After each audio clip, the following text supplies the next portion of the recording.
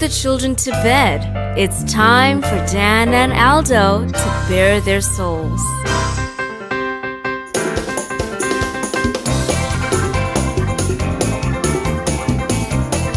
I love the Chicago Bears more than I do masturbating, and that is a lot.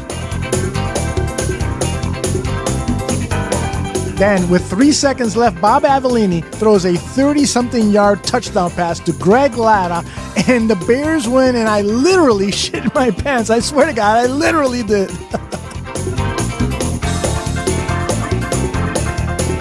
Eric Kramer, for me, I love the guy. He's a tragic figure. I mean, he embodies all that is. If they don't run the ball here, I'm going to vomit. I swear to God. Look, I don't mean any disrespect. He just didn't play that well. Not for a guy of his caliber. You know, they won, but I'm going to be miserable all week because they stunk. I don't really have any recollection of that at all, but I guess perhaps I blacked it all out. So, Dan, tape is the ultimate tool for scouts and for coaches to evaluate players, to detect plays and so forth. And they spend hours looking at tape, right? Why do they so often get shit wrong? I love the efficiency of bourbon. Ladies and gentlemen, Dan and Aldo.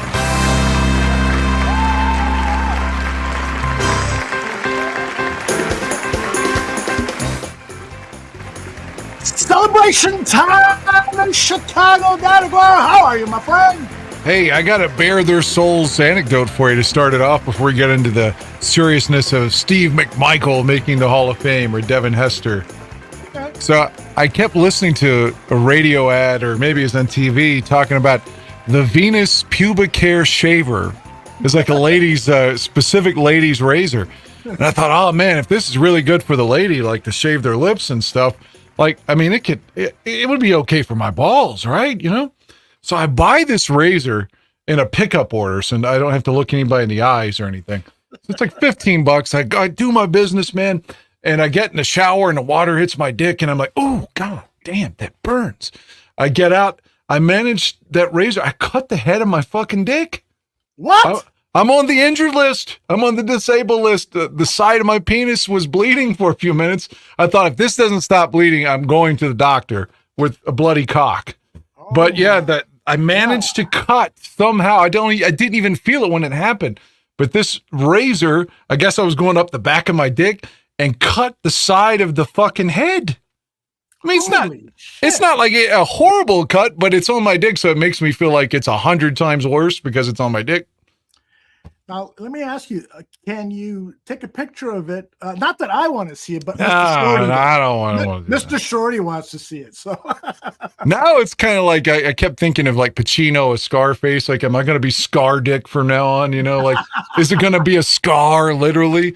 Like, it's virtually healed now. But then I started thinking like a boxer. Think about like George Foreman got, he got busted open before the fight with Ali, right? And then when they finally do fight during sparring, then one of those cuts reopened that he got, because there was a big delay in that fight, like a couple of weeks. I don't want to be fucking and all of a sudden that cut opens. No shit.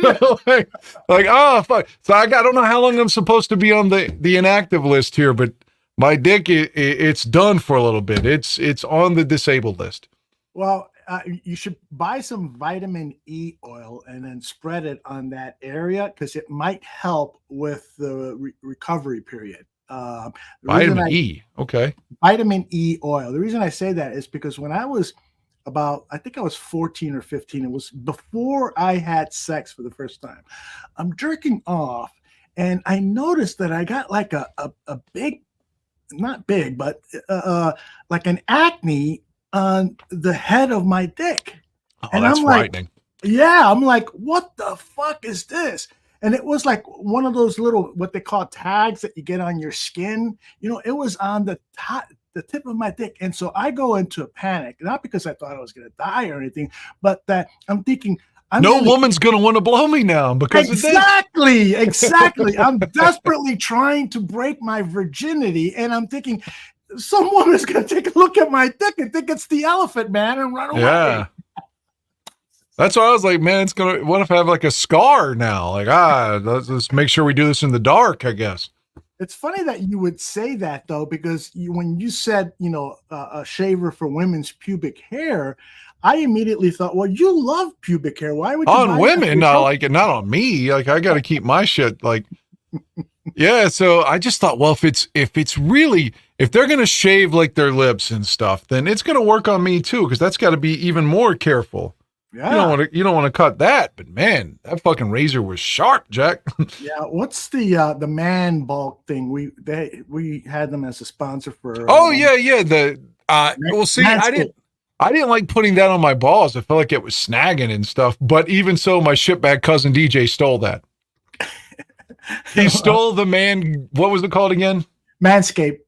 He stole the manscaper you gave me. He literally stole the man. There's nothing this man can't or wouldn't steal. Yeah. For those of you who don't know what Dan is referring to, he had a house guest for several months, and unfortunately, he wiped them out with a lot of Dan's valuables. So, including the pubic hair shears.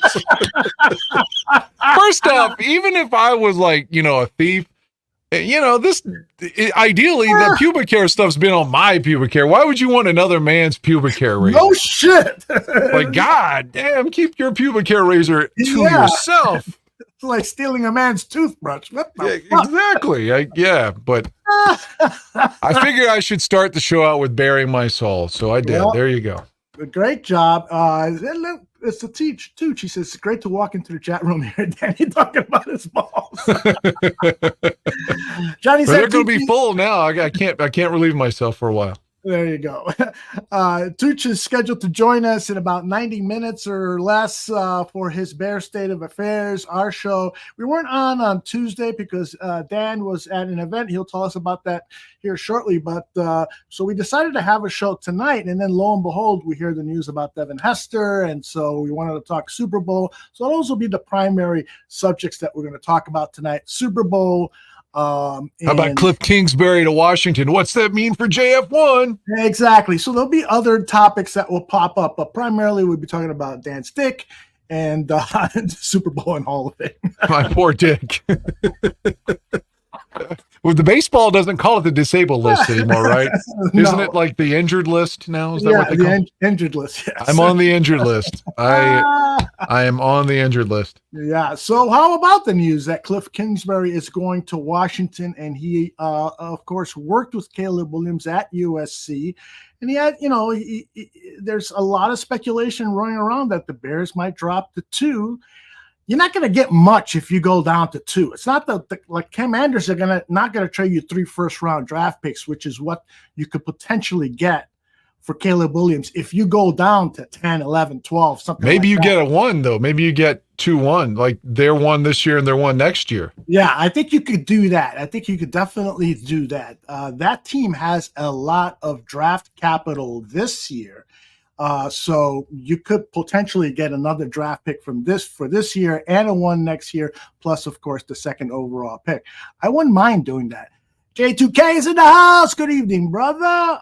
There's so many people that will be mad at us, because it's suddenly such a divisive topic. If you're like, we want to keep Justin Fields, I mean, people get really, really hostile. Like it's politics now. Yep. So, absolutely. But I am hoping that we keep Justin Fields. But then again, maybe this time next year, I'm telling you that I love Caleb Williams. So I don't know. I'm going to root for whoever the Bears quarterback is, though. Right.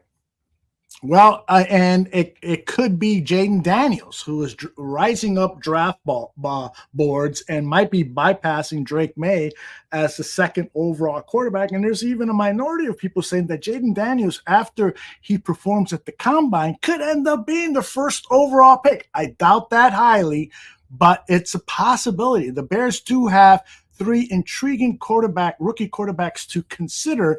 But if you ask DJ Moore wants Justin back. If you ask me. Yeah, we know. If you ask Nomad. I know Nomad's a JF. Shout out to Nomad. I know he's a Justin Fields guy too. Big time he is. And, I as much as I like some of these other quarterbacks, and ordinarily I would say draft one of these guys, I think that the best strategic move is to get a haul of draft picks and continue to build around your quarterback, Justin Fields. He's just scratching the surface of what he could potentially be. It's a risky move. And Ryan Poles would be basically gambling his future with the Chicago Bears if it doesn't work. And Caleb and Jaden Daniels and Drake May go on to have good NFL careers. Did you see Schefter tweeted, I think it was early this week, it may have been late last week, but Adam Schefter said that the Bears could possibly get a number 1 for Fields. He did say that, but there was a lot of caveats to there. But I could see that happening, like a low number 1 draft pick.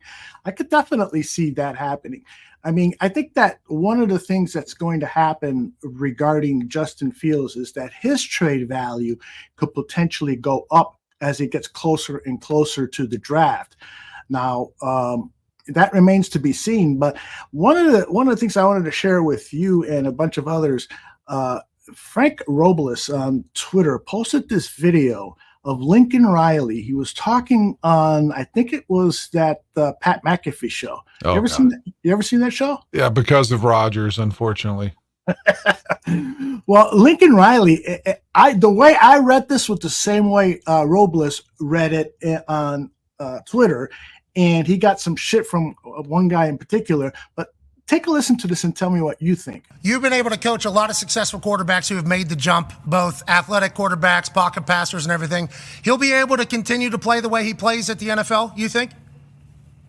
I think his game will have to adapt because people, and we saw this some even this year, like people are going to try to defend him differently, and you guys know, like, everybody's going to try to get the book on what works against you, and they're going to continue to try different things. And so as a quarterback, you've got to learn to find different ways to win, different ways to move the football and be productive. And so he'll have to adapt because there'll be some people that'll want to keep him in the pocket, that'll want to, make him win the game from that perspective. He physically certainly can do it. And that'll just be part of his climb. And again, I think that's why it's so important. A guy like this has got to get in the right situation where he's developed, he's got the right people around him so that he can continue. Jesus, sounds like Justin Fields needs to be in the right situation, right? Yeah. First off, I was thinking if Fields is talking to his agent right now, he's like, okay, if they're going to ship me out, you better not trade me to the Raiders. I'm not working with Luke Getsy ever again. But that didn't sound like a ringing endorsement, right? It didn't sound like he was like, oh, my player, I coached him he's going to be great. Like, it felt like he was like, I don't know if this guy's going to be good in the pros at all. Yeah, I mean, he did at other points in the interview did talk about all of his strengths. He's, one of a kind player, should have a great NFL career and so forth.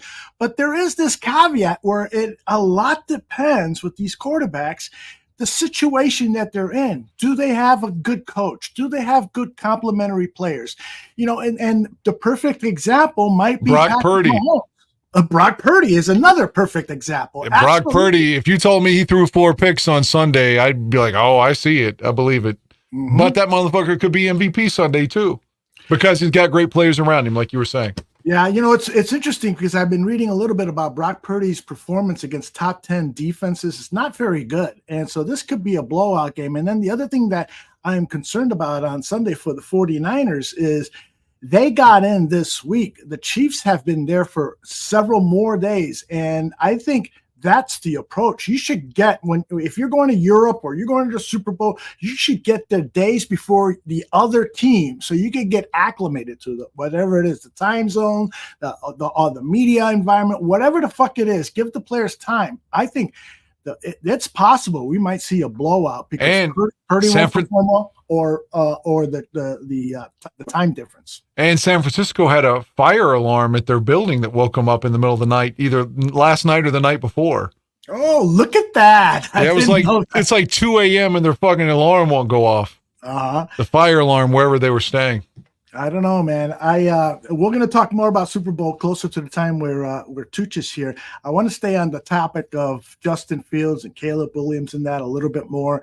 And those of you in the chat room, share your thoughts about Caleb Williams. Stephen, me, your buddy, Dan, says I had no problems with Stephen Me until he decided he hated me because I liked Fields, but okay. Caleb Williams is Brady mixed with Mahomes with the cherry on top. CW number 13, Bears salvation. See ya, Justin. Good luck in Atlanta. Bye-bye. You want to respond to that, though? I mean, he could end up being correct. I mean, maybe the Bears trade him and then suddenly I'm rooting for Caleb Williams or one of the other guys. But as of right now, I'm still hoping that it's Justin Fields. And I don't mean that as a jab to anybody. It's just my fandom of Justin Fields. Yeah, and I Stephen, and I always appreciate you being in the chat. You're a funny guy and love your comments and stuff. But I am always astounded by how some Bears fans give up on certain players and they don't take into full context the situation that they're in. I truly believe Jay Cutler could have got us to the Super Bowl had he been surrounded by a better offensive line for those early years that he was here and more offensive weapons. I believe the same thing with Justin. He's a young quarterback. He's learning. And if you see his progression, don't look at the stats. You got to look at the tape and how he's developing as a quarterback. He's getting better. And so why not get him Marvin Harrison Jr.? And why not improve the offensive line? And why not get a speedy running back? And why not, build up that offense and then have that strong defense to give him half fields? I think that he could lead the Bears to the playoffs as early as 2024. I really believe that. And if you think about it, and look, I hate to say this because I don't want to rip on the Bears. I'm a Bears fan, right? Sure. All right, so Ditka's last year is 1992.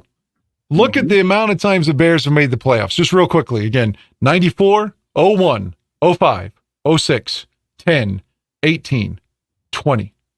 7 times since Mike Ditka left, we made the playoffs. I mean, so it's not like Justin Fields is going to a team that has this lineage of success. I know the Bears overall are an historic team, the historic team, and the charter franchise. But in the last 30 years, it hasn't been consistent in winning. So it's not like you drop Fields off into a team like Kansas City, for example, that has going to their 4th Super Bowl in like the last 6 years, and suddenly they can't win because of Fields. You put him on a team that hasn't won at all, predominantly, with the exception of a team here or there. So, and he was 24. He was 24. I mean, God, he's only going to get better. I know he's going to get better. How much better, we'll find out. And is Shane Waldron the guy to unlock that? We'll find out. I can't say for sure. Jordan Silvera has a thought for you. Dan, I'm not trolling you. I know we often don't see eye to eye. Do you actually feel the Bears should be seen as a serious organization as they are presently constituted? Hey, our team president, I mean, you can say what you want. Maybe he brings up God too much. Maybe he talks a little bit about Dick Vermeil too much. I like him. I like Mr. Warren, and I feel like we're in a lot better shape with he in control versus Sweaty Teddy. I like McCaskey. I know a lot of people don't. I know George wants to win. Mm-hmm. I don't know if Ryan Pauls is going to be the greatest GM he may be. He turned out to be like last year's trade. Everyone is saying, what a great deal for the one that eventually got us. We kept Justin, but we traded down and got DJ Moore. He's been lauded for some picks, and he could end up being a really solid GM. But as of right now, from where we are in February of 2024, I think the organization on paper looks good with Warren and Poles. And, you have that end of the year presser, and George didn't even have to talk. That's progress. That's progress. Isn't that progress that he's not having to get up there and say shit like, look, I don't know why we're staying with Matt Nagy, but we just are. I don't know why, but we're going to.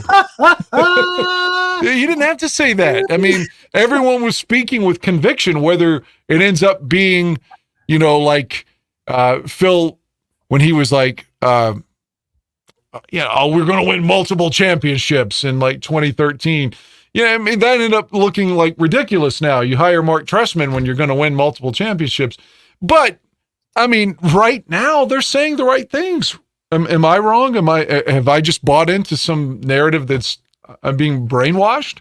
Yeah. And Jordan says he appreciates that perspective. Thank you, Jordan. Thank you. I don't think that you're wrong, but I think you and I do have a certain sickness. And that is, we love the Bears so much that we sometimes, give them a little bit too much credit. I mean, I have more hope that the Bears are going to be in the playoffs than I have evidence that they're going to get. You know what I'm saying? I'm a lot like you. Sometimes, like 2 seasons ago, when Eberflus's first season, you thought, why not us? Why can't we make the playoffs? I was a little bit more. We beat New England on the road, hey, Monday Night Football. New England was still kind of New England then. And yes, we can run the table, but then we traded everybody away. Exactly. And then last season, I had hope. I thought, hey, we could maybe win 13, 14 games. Look at this fucking schedule. We could win here. Down to 13. I went on Bears Country Productions and told them we're going to be 13-4. What an idiot I look like. And how many times have the Bears made me look like an idiot? And it's because I love the team. But Jordan is right. There has been lots of issues with management, but we are hopeful that Kevin Warren is going to correct them. Now, the one big thing, Dan, is the Matt Eberflus situation. I don't know. He maybe should have told Poles, listen, I love what you're doing here, but I think you made a mistake with the head coach. You need to change him. I know we owe him, 5, 6, 7 years, but George has approved me making this decision. I think you got to fire him. What do you think about Eberflus, and do you think that was an organizational mistake to bring him back for year 3? Like you just said, I'm going to buy in, even if it's irrational to buy in. I mean, Eberflus just finished year 2. They won 7 games. They could have won 11, possibly 12. If you could say that's coaching, that you had these fourth quarter meltdowns. I was at 2 of those games with the Broncos, 28-7 lead in the second half, that Browns game. So I was at a couple of these meltdowns myself. But at the end of the day, the players are also playing. Eberflus is maybe putting him in bad situations in certain calls. But for the most part, he still can't make the tackle. Right. He can't stop the receiver from dropping the pass. Mm-hmm. Like, see that the Lions game in Detroit. Tyler Scott, catch the ball. That's another win. We sweep the Lions then. So I was, like everybody else was like, oh, man, it'd be great to get a big-name coach in here. Get Jim Harbaugh in here. But now that the dust has settled and Eberflus, I mean, if he survived that start earlier in the year, mm-hmm. he survived that, and the thing with Alan Williams and all these terrible things that were happening, if he could overcome all of that and get the defense playing better, and maybe some of that was because of the trade, but maybe he does deserve another shot. Yeah. And if he fucks it up, you fire him, Right. But it's just another year of, I don't know. This is a tough one. And Jordan says the moment they kept Eberflus really nailed the Bears as an unserious franchise to him. And I can see where he's thinking. Listen, I've just pulled up a list of Super Bowl head coaches, winning head coaches. And so I'm going to name a bunch of names here and ask you, can you potentially see Matt Eberflus being as good as any of these coaches? Okay, fun. Go ahead. And Andy Reid. I always thought Reid was a little overrated, but, I mean, he's got 2 rings now, so I'm going to say no. Okay. Sean McVay. McVay's gone to 2 Super Bowls, boy wonder kind of thing, so I'm going to say no. Okay. Bruce Arians. Bruce Arians, yes. He could be better than Bruce Arians. Bruce Arians, see Tom Brady. That's the reason he has a ring. Bruce Arians was extremely overrated. Yes, fuck Bruce Arians. I wouldn't say extremely overrated. I think Bruce Arians was a very good coach. Do you think that the Bears... He looks like a bus driver with that stupid hat that he wears. He looks like he's taking us from the stadium to, I don't know. That what's that garage where we have to park at? Millennium? Yes. He looks like the guy driving the bus taking us back to the Millennium Garage Center. No! I'll rather have Eberflus.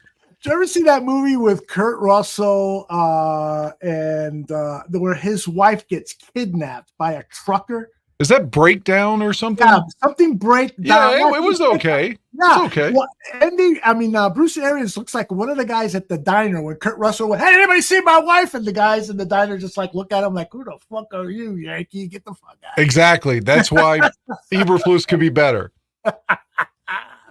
Breakdown. Thank you. Okay, I'll give you that one. All right. So, Bill Belichick, absolutely no. Doug Peterson. Doug Peterson won a Super Bowl, beat Belichick. I'll say no. Fired. Well, what? Once or twice since then. Hey, he took Big Dick Nick all the way. Okay. Nick Foles won the Super Bowl. MVP, 440 yards passing or whatever. Yes.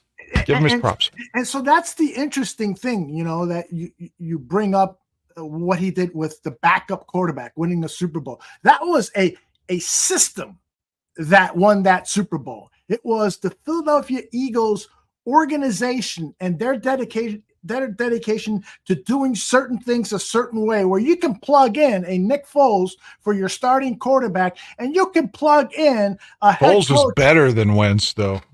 He really was. Absolutely. And probably still is if they were to both to suit up and find jobs. Pete Carroll, no way, right? Pete Carroll, no. Pete Carroll's going to be better. John Harbaugh of the Ravens. Man, John's been there a long time and, won a Super Bowl against his brother, no less, and has had, they're in the playoffs almost every year, even if it's sort of a down year. So I'm going to say no to John Harbaugh as well. Okay. So a lot of no's here. Mike Tomlin, no. Mike Tomlin's a definite no. Again, he's been there since, 2007? Mm-hmm. He's only won one ring, but again, for the most part, continued success. Mm-hmm. I love Mike Tomlin as a coach. Playoff teams year after year after year. Sean Payton. He did win a ring. He went onside to start the third quarter, and it shocked everybody. I'll still remember him as a spare bear who looks like Eddie Munster from the Munsters TV show.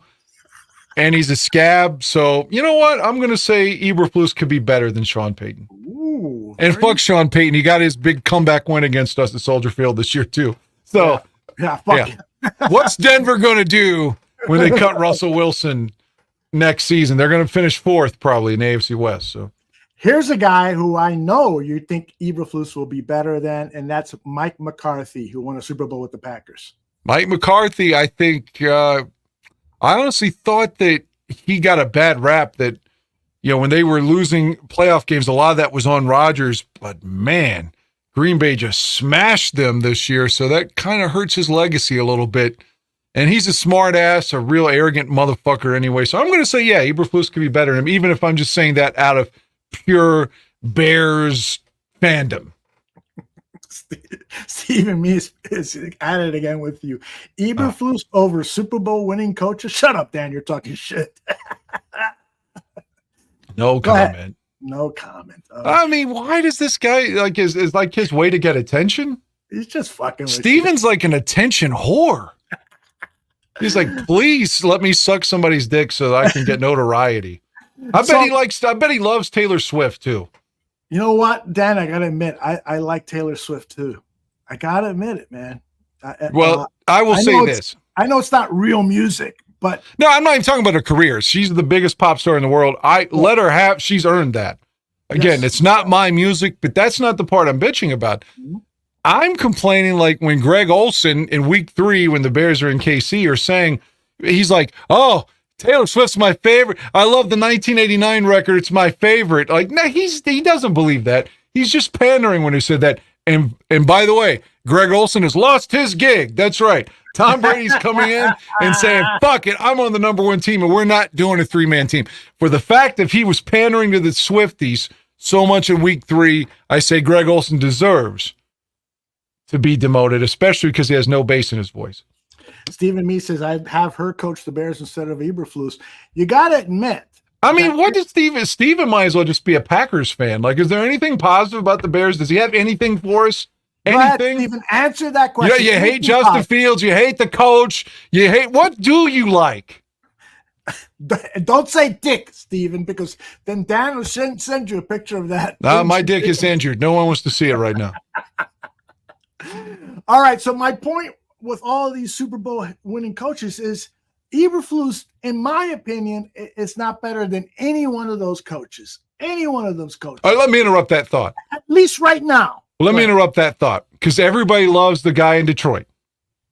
Everybody loves him, right? You can't tell me his coaching didn't lead to them losing the NFC Championship game. Mm-hmm.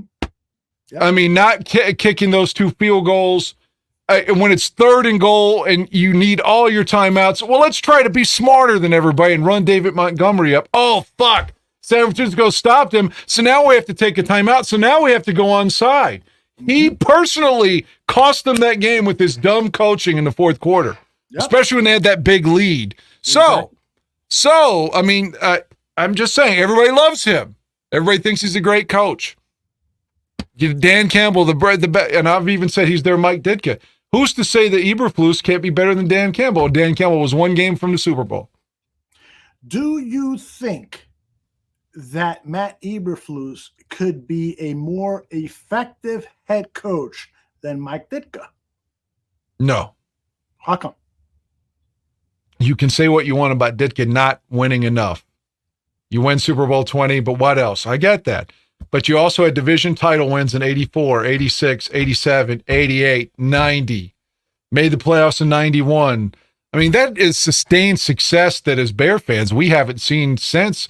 And probably in your lifetime, even though you're a little bit older than me, Aldo, I would say that that's the best run of your life, too. It's not like you were like, oh, Sid Luckman and winning champion. That's before you, too. So in both of our lifetimes, that's the most sustained success that we've seen as a Bear fan. Absolutely. You're absolutely And so right. that's big fucking shoes to fill. Even if Ditka hadn't won the Super Bowl, he was a consistent winner. And we haven't been consistent winning anything since 1993 when Ditka was fired. Yeah. I do contend that we won more because of the roster than because of Ditka's coaching decisions.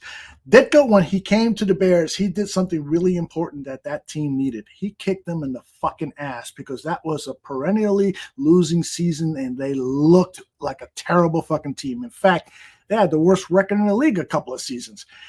So he came in, he fucking threw Ricky Watts, the wide receiver, threw his shit out of the locker room and stuff. And he's Noah Jackson too, right? Yep. And then he brought them all. Yeah, Noah Jackson too. He brought them all together and said, we're playing with a chip on our shoulder. Everybody out there hates us. And that was magical. It worked. But then after 85 with the Scab Bears, he alienated the players, alienated everyone in the team. They hated him. But don't forget Coach of the Year, 88.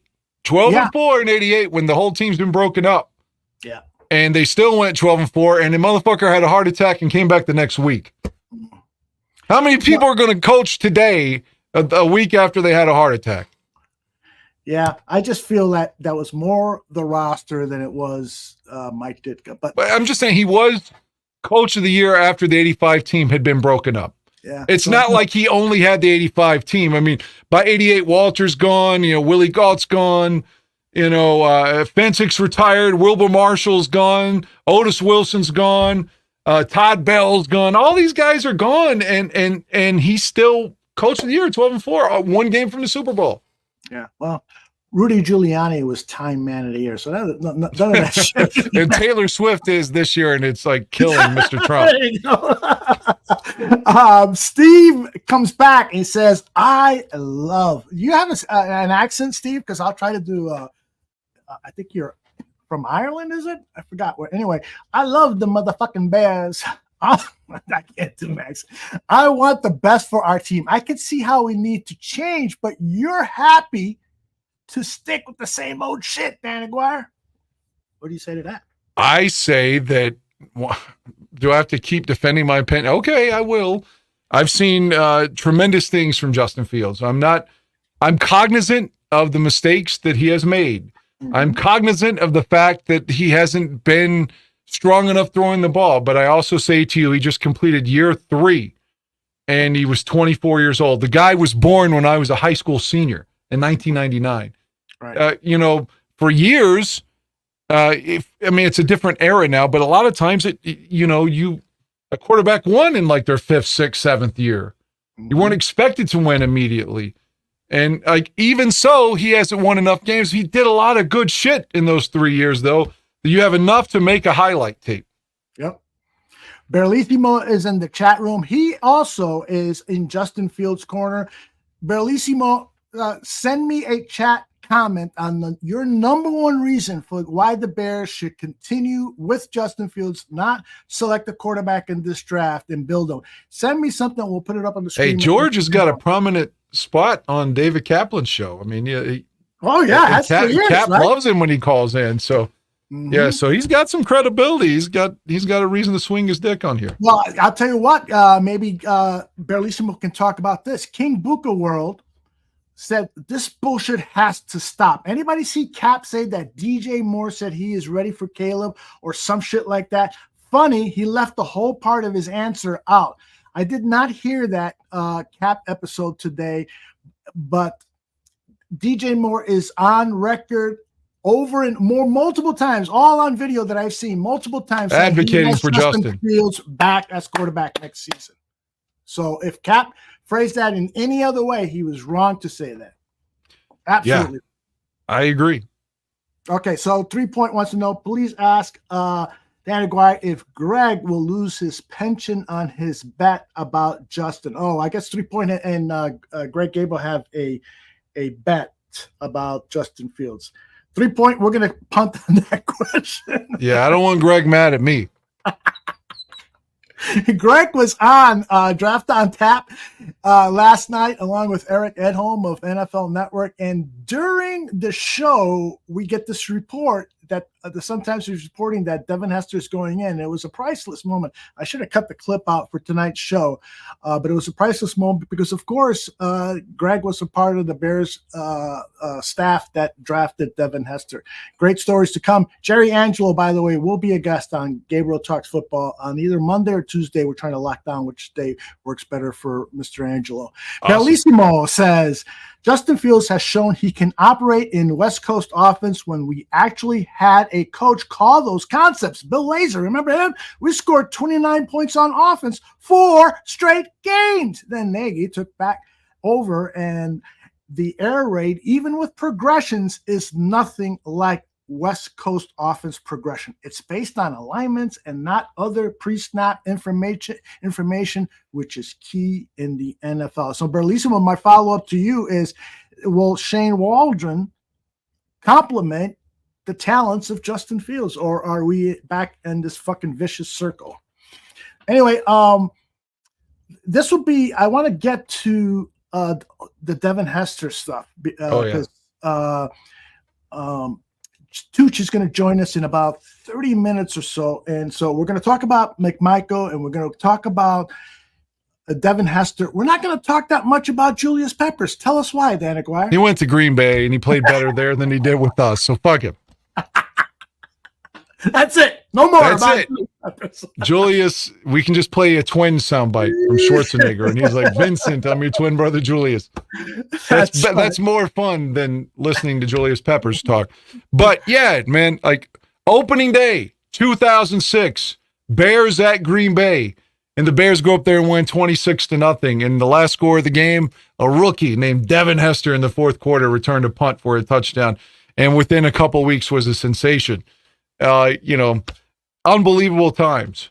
Just right. Of course, the Bears found a way to fuck that up by 2008. But yeah, unfortunately. So there were 13 punt return touchdowns for Devin Hester. I asked Dan to comment on each one of them. The very first one he just commented on. Let's take a look at it. 4th longest streak in NFL history, 2nd longest active streak. Ryan. This was great. Opening day. From the 16. Looking for Lane, he's got one. Watch out here. If he gets a couple of blocks, he's gone. Devin Hester, the rookie from Miami. Touchdown. Sam Rosen on the call. And Rosen indeed on the call. And by the way, Dan, we can hear you while the highlight is going on. So I should shut up. I'm sorry, my bad. No. So I was actually going to say, so feel free to continue to comment. I just got excited. I don't blame you. The first quarter, the first drive of the 06 season, Grossman deep to Bernard Berrien for a touchdown against Green Bay. That's when you knew special shit was happening in 2006. Mm-hmm. Yeah. Fuck you, Brett Favre. Welfare fraud. Let me go a little bit, and please, people in the chat, join in on this Devin Hester talk. Can I, before you go to the next one, I just want to quickly, the Tirico one against the Cardinals, I love it. I love the one against Kansas City when the pigeons and shit are flying around in 07. I guess we have that. That may have been a kickoff return, but he had one in week 2 of 07. Like I said, there's pigeons flying all over the fucking place. And the one against the Broncos of Sauerbrunn. Those are my favorites. Yeah. My favorites coming up. Those are great ones. So when the Bears drafted Devin Hester, he was a 2nd-round pick. Did you know anything about him? Were you thinking, oh, no, who the fuck? I was happy with it because at the time, Antoine Randall L. Was trying to come to Chicago. As the story was reported that Lovey was kind of a dick and was like, we don't really want this guy. He had some success in Pittsburgh, and he was trying to come to Chicago. Just like if you remember, what was the other guy that, not Ocho Cinco, but the one that had the long braids in Cincinnati? What was the other wide receiver's name? He was trying to come to Chicago too and said Lovey was an asshole to him. Yeah. Anyway, so when they didn't sign Randall L., who had just won a Super Bowl, I was like, man, we really need a punt returner. And they drafted this kid from the U. So I thought, okay, good. Now I'm happy. Yeah. I was a little bit pissed off with the choice because not so much at the time of the choice, but he was drafted as a defensive back. And so we quickly learned that wasn't going to work out. And I'm like, we fucking spent a 2nd-round pick on a kick returner. I understand the importance of special teams, but you can find guys on free agency. We haven't found a guy like him since. You're absolutely right. I mean, I had no idea he was going to be this special. So let's and keep in mind, he had no returns for touchdowns in 08 or 09. Mm-hmm. Bellissimo says Velas anytime could be a disaster. Jones. What were the 2 nicknames besides what was the other nickname besides anytime that Devin Hester had? Well, I'm sorry, I misunderstood the question. Devin Hester had 2 nicknames while he was with the Chicago. You're ridiculous is what I remember from Joniak. No, it was something else. Let me see if I can find it real quick. And Deion Sanders always said, my baby. He was always saying that Devin was his child on the highlights on Game Day and NFL Network, which was great with he and Rich Eisen and Steve Mariucci. Mm-hmm. Oh yeah. And this the Windy City Flyer, was that one? There you go. That's it. All right. That's exactly it. TJ Hushmanzada was the guy with the braids. Yeah. He was pissed saying that Lovey was like a condescending asshole to him. Well, you should have. I can see Lovey being a dick, but whatever. He was our dick, right? Right. All right. So here is Devin Hester's 2nd punt return for a touchdown with the Bears. Devin Hester from the 18. The Monday night game. Listen to Tirico here. Into the open field, and Hester picks up another block. Devin Hester, the punter to beat. He beat him. Devin Hester, all the way. Oh my God! I wish it continued. Yes, I wish it continued because Kornheiser was great right there too. He's like, this is unbelievable. Not one touchdown on their offense, and they take the lead. Oh God. That was a special time to be a Bears fan. I told Dan before we started that I was really fucking pissed off in that first half. I mean, that offense looked so embarrassingly pathetic. It was awful. And I never really until this season was the first time where during the game I felt like, yeah, we lost. I always push those thoughts out of my mind because I want to be positive.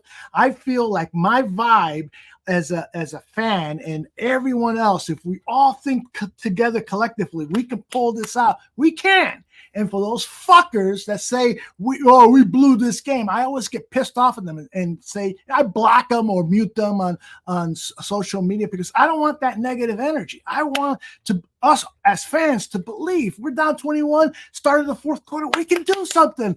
Let's start with the defense getting a pick 6. That's the way I am. And that game returned my faith, not returned, but promoted my faith in comebacks. I told you before, I had a girlfriend named Lakeisha back then, and she had been watching the games with me since 2005. This was our second year together. Yeah, Urlacher had the game of his life that night.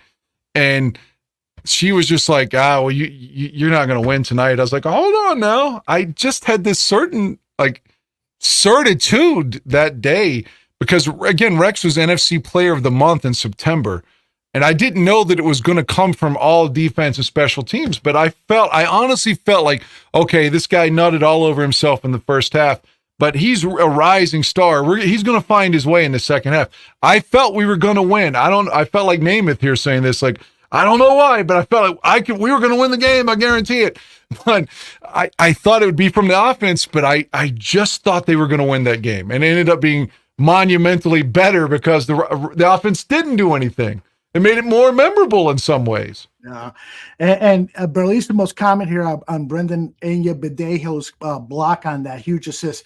In fact, and when you look at all of these touchdowns, that special teams unit, was that all Dave Taub? Yeah, Dave Taub was there. Yeah.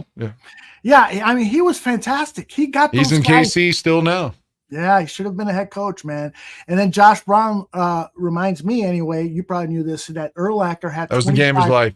Fucking tackles that game. Yeah, I'm not saying Josh is wrong. If you'd asked me, Dan, how many tackles he had, I thought he had 19 or something, but either way, and he could be right. I'm just, off the top of my head, but I knew it was Urlacher's best game, like as a pro, for real.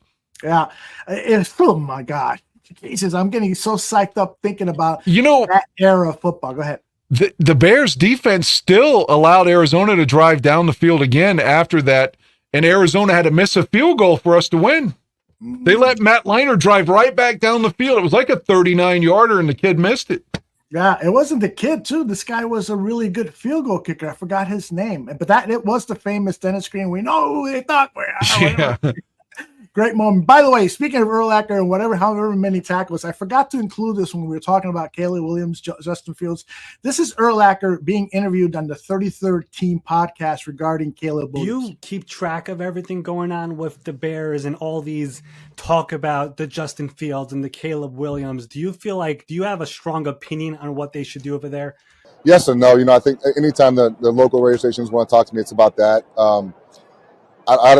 I don't envy their position. They have to make a tough decision with Justin, who they could be the guy, may not be the guy, or last year they had the number one pick and they passed up on CJ Stroud.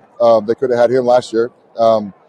It's tough to be in that position, I guess. But I think at this point, if people are still asking if Justin is the guy, he's probably not the guy, right? 3 years in, if they're still saying, hey, is he going to be our guy? And then they're sitting there with the number one pick. So I think the pretty good player sitting there as well, at least it was in college, and Caleb Williams. I think in my opinion, they probably have to draft the kid. Dan, before you comment on that, I got to give you credit because you were the first one to point out to me that Brian Urlacher is a knucklehead. He's just not a very smart guy. I wouldn't call him dumb, but he's had a lot of off the field things that you could point to that are like that woman saying that his baby mama saying that he was painting his child's toes pink and trying to purposely make him gay at like 4, and was telling the boy to say things like, oh, that's pretty. And again, I am not anti-gay in any way, but the mom intimated that he was personally dedicated to trying to fuck up their kid's mental state of mind. Mm-hmm. That's a serious allegation, and maybe that was all a lie. It could be. But I just felt like this guy's a dick, man. Remember he had Paris Hilton with him the night Soldier Field reopened in 2003, and his wife found out he was having an affair like on Monday Night Football in front of the nation.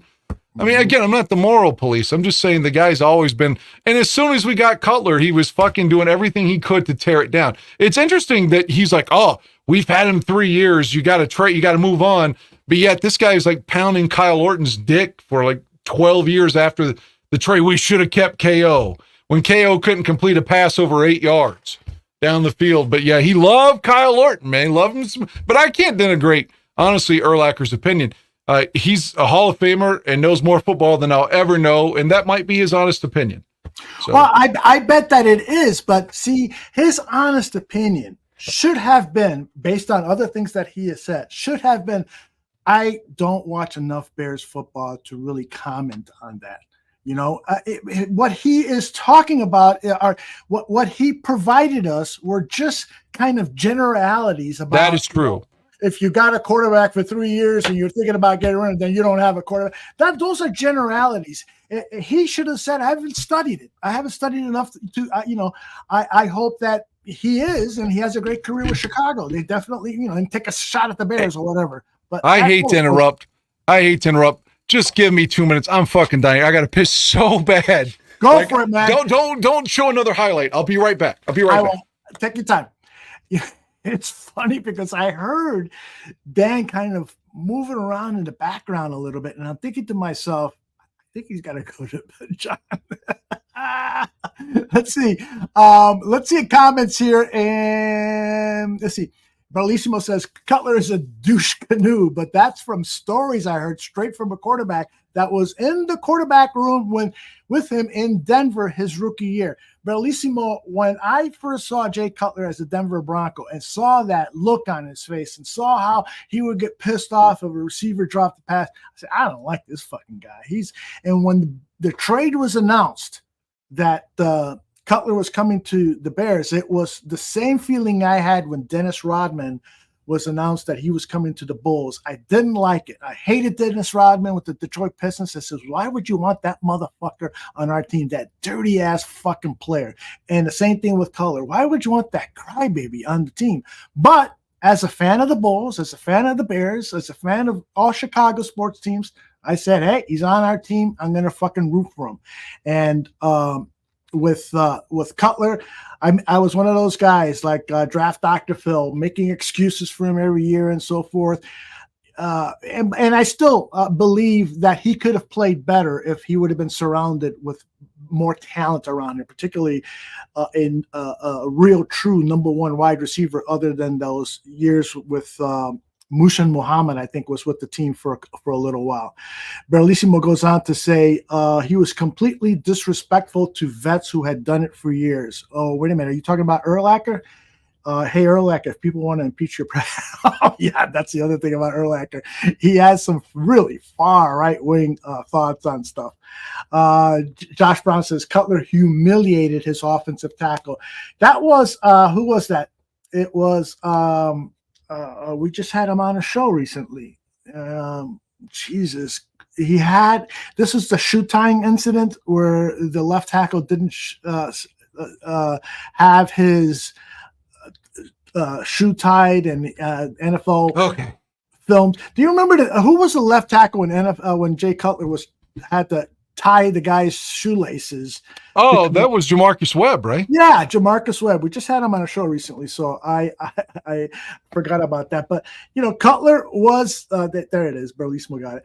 Cutler was not a leader. That was his biggest problem with the Chicago Bears, and I think that Devin Hester, if you were to give Devin Hester some truth serum, he would say, yeah, I could have been a much better wide receiver if it wasn't for fucking Jay Cutler and the fact that he would make me feel like shit when I ran the wrong route. So be that as it may. All right, let's get back to our highlight special. The next one is coming right at you. Devin Hester, who has returned 2 punts for touchdowns this year, and this kick is going to bounce inside the 40. Hester at the 45. Here's Devin Hester breaking a couple of tackles. Only the kicker to beat. He can't do it. Hester in for the touchdown. His third of the year. What do you remember about that one, Mr. That is the day Tommy Harris, for all effective purposes, his career was ended that day with a torn hamstring and I think a knee injury. Yep. But the Bears clinched the NFC North that day. It's just so bad for Tommy that he got hurt and missed the Super Bowl. But I didn't even remember Hester's touchdown that day. When you asked me about that game, I remember it being freezing cold, low scoring, and the Bears clinched the NFC North that day. And, of course, Tommy's injury. Yeah, it's funny, too. Like, leading up to that game, I noticed that a lot of teams were chop blocking Tommy and going at his knees. And I was starting to become concerned about that, and when that happened in that particular game, it's almost like I blamed myself. I should have been thinking about it. I shouldn't have let that, my vibe, fucked it up for Tommy, and if Tommy plays in that Super Bowl game, there's no fucking way that the Colts run the ball down our throats. Not that he was a sensational run defender, but he would have allowed other players, the linebackers, to make tackles because he demands so much attention. All right, let's go to the next one. They had a couple of first downs on their first drive, taking the opening kick out to about the 45, but nothing since. As Hester now has Oh, this is the day with the pigeons. Oh, yeah. And he is gone. One of his returns that day, there was birds flying everywhere. It looked like a Hitchcock film. Yes. So I believe that was the second game of the season. And it was. We lost to San Diego opening day, and Mike Brown got hurt opening day and cried. So did I. Yeah, me too. I'm just saying that's the passion that motherfucker had. He was great. Yeah, I mean, that's another career that he could have been a Hall of Famer if he would have been able to stay healthy. And I remember I followed the draft very closely that year. That when they drafted Mike Brown, they also drafted Mike Singletary, if I remember. No, Urlacher. Urlacher, I'm sorry. And so I remember thinking, Mike Brown, he looks like he's going to be a great guy, but I'm a little worried about his size and can he withstand NFL punishment.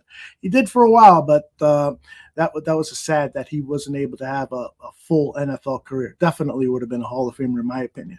But that was in that second game of the 2017 season, it was almost like a relief. That he's going to continue to be awesome. You know what I mean? Yeah. It just wasn't a one season thing. All right, here's the next one. Again, punting away from Hester, who makes the grab at the I love this. Oh, he sets it up. This is the one where he run by Hester. All right, I can tell you about this in a second. Unbelievable.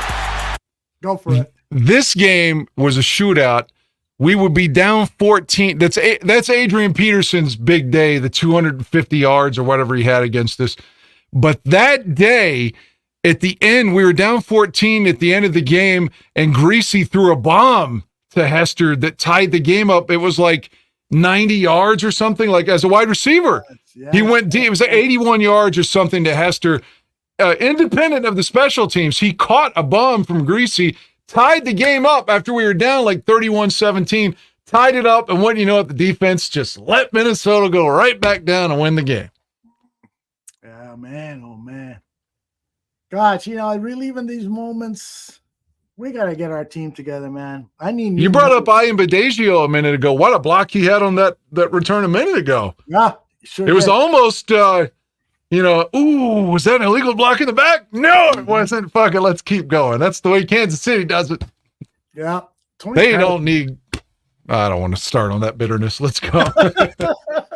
But that last one was the game where our announcer said, "You are ridiculous," isn't it? Maybe. I know that was Dick Stockton there, though, on TV. Yeah.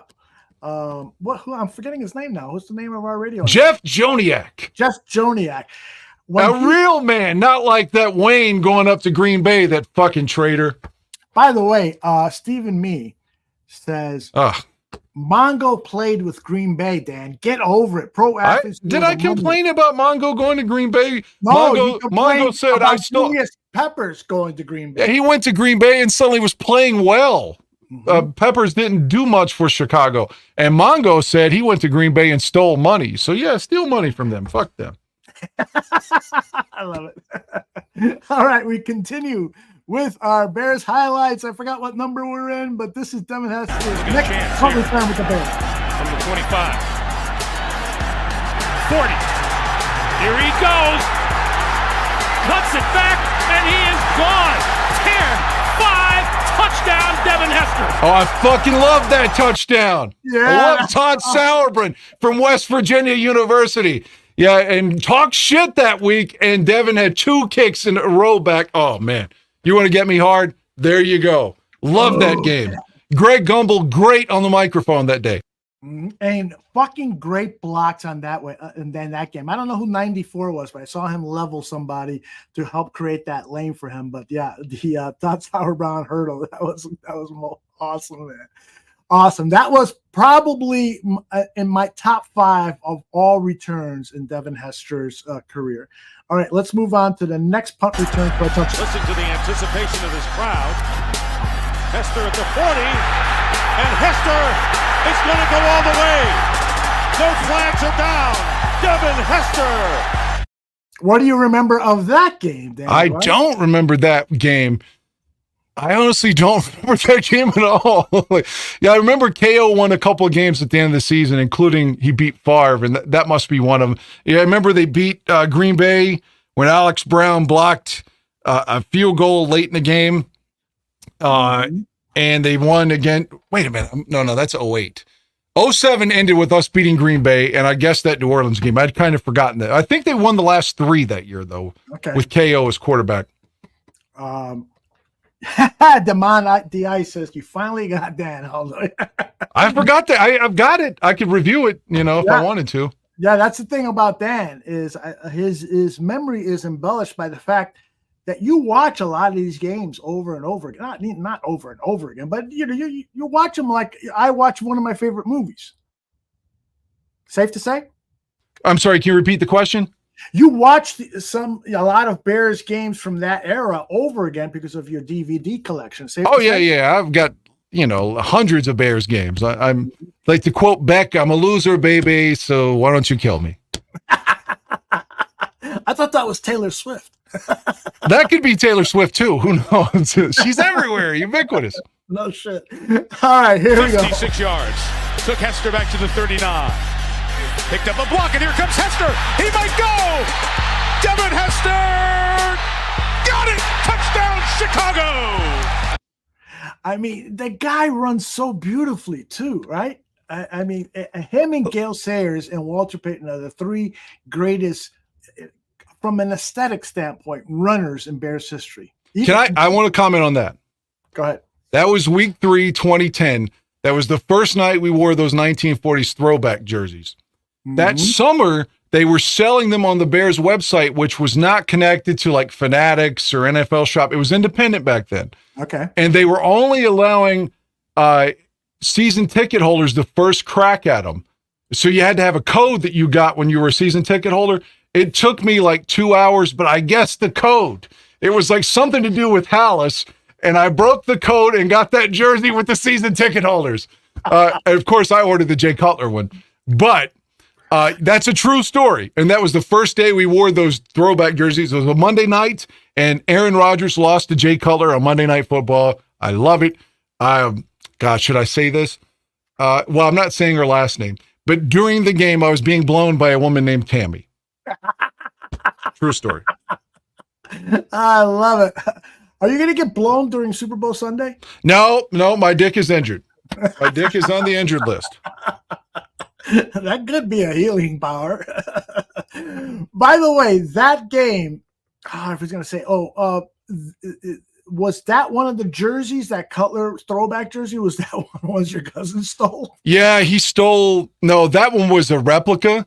Oh, okay. That I got. But yeah, I ended up buying the authentic one when they went to Nike after the 2011 season, when they went to 2012. And yeah, he stole that authentic one, or what Nike calls elite. So I still had the replica, but I ended up finding another elite one on eBay. So I've got it again. But yeah, fuck my cousin. He's a junky, disloyal, duplicitous bastard and a thief. We should do like a special show dedicated to him. A special show if he overdoses and dies, I hate to sound vindictive, but I'm being honest with you. I got family members that I hate too. So I think most of us in the world have certain family members that it's like, dude, my life would be so much better if you were never born. Anyway, here we go. Back to Devin. Hester will grab at his 11. And Devin Hester is trotting it to the outside. A block from Earl Bennett. No flags. Touchdown, Devin Hester. Wait, I got to go back because, again, 97. Watch the block from 97. He's coming from the left. There is it 87? Yeah, it's 87. Who is that? Do you know, Dan? Not right off. Let me. It looks like a tight end. Watch this. Could it be Kellen Davis? Yeah, that's who it is. That's who it is. I can't see the name at all. I'm just guessing. Yeah, it's got to be Davis. I think so. He was a monster, 6'7", man. I love that block. Outside. A block from Earl Bennett. Oh, Kellen Davis, but he says Earl Bennett, so this is down the field, right? Let me see. From Earl. Yeah. Earl definitely wasn't 17, right? He was like 83 or something. Where's Earl Bennett? Somebody 85. 85. Thank you. Okay, I was thinking 83. That's the Tooch. Cutting it to the outside.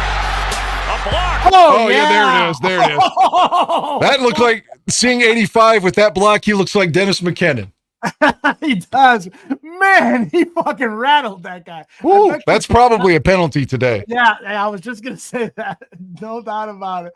Oh, man, that was, shoot. Oh, I love that night. I love that night. That's what we're going to win the division again. The Metrodome fell down. That's right. The next, oh, man, Jay threw like this fucking 83-yard touchdown to Johnny Knox. We blew the Vikings out. That's the day Brett Favre said he was out. On Monday, they said he was out, and then later that night, like, no, he's starting.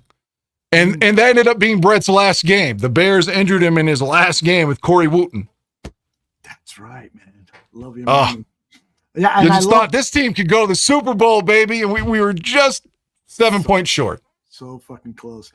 And I like you said, I love the coating of snow and the image. You know, I'm a big visual guy. The image of this touchdown is so beautiful. This time, Hester's under it at the 35, finds an opening at the midfield to the 40, Hester 30, Hester 20, Hester 10, Hester to the end zone, touchdown, Devin Hester. Oh, great memories. All right, let's go on to the next one. I don't want to wait too long on this because we got two line drive on 30-yard line. Starting right, Hester comes left. Slices the defender at the 40. Looking for a bucket in midfield. There goes Devin.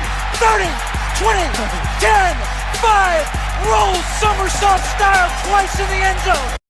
I hope that Devin, in his acceptance speech, says some really nice things about me. No, I'm just kidding. About those guys who were throwing these vicious blocks. It was unbelievable. Yeah, and there was Vikings played that. It's too bad we don't have like the return missed field goal against the Giants in here too. You know. Yeah.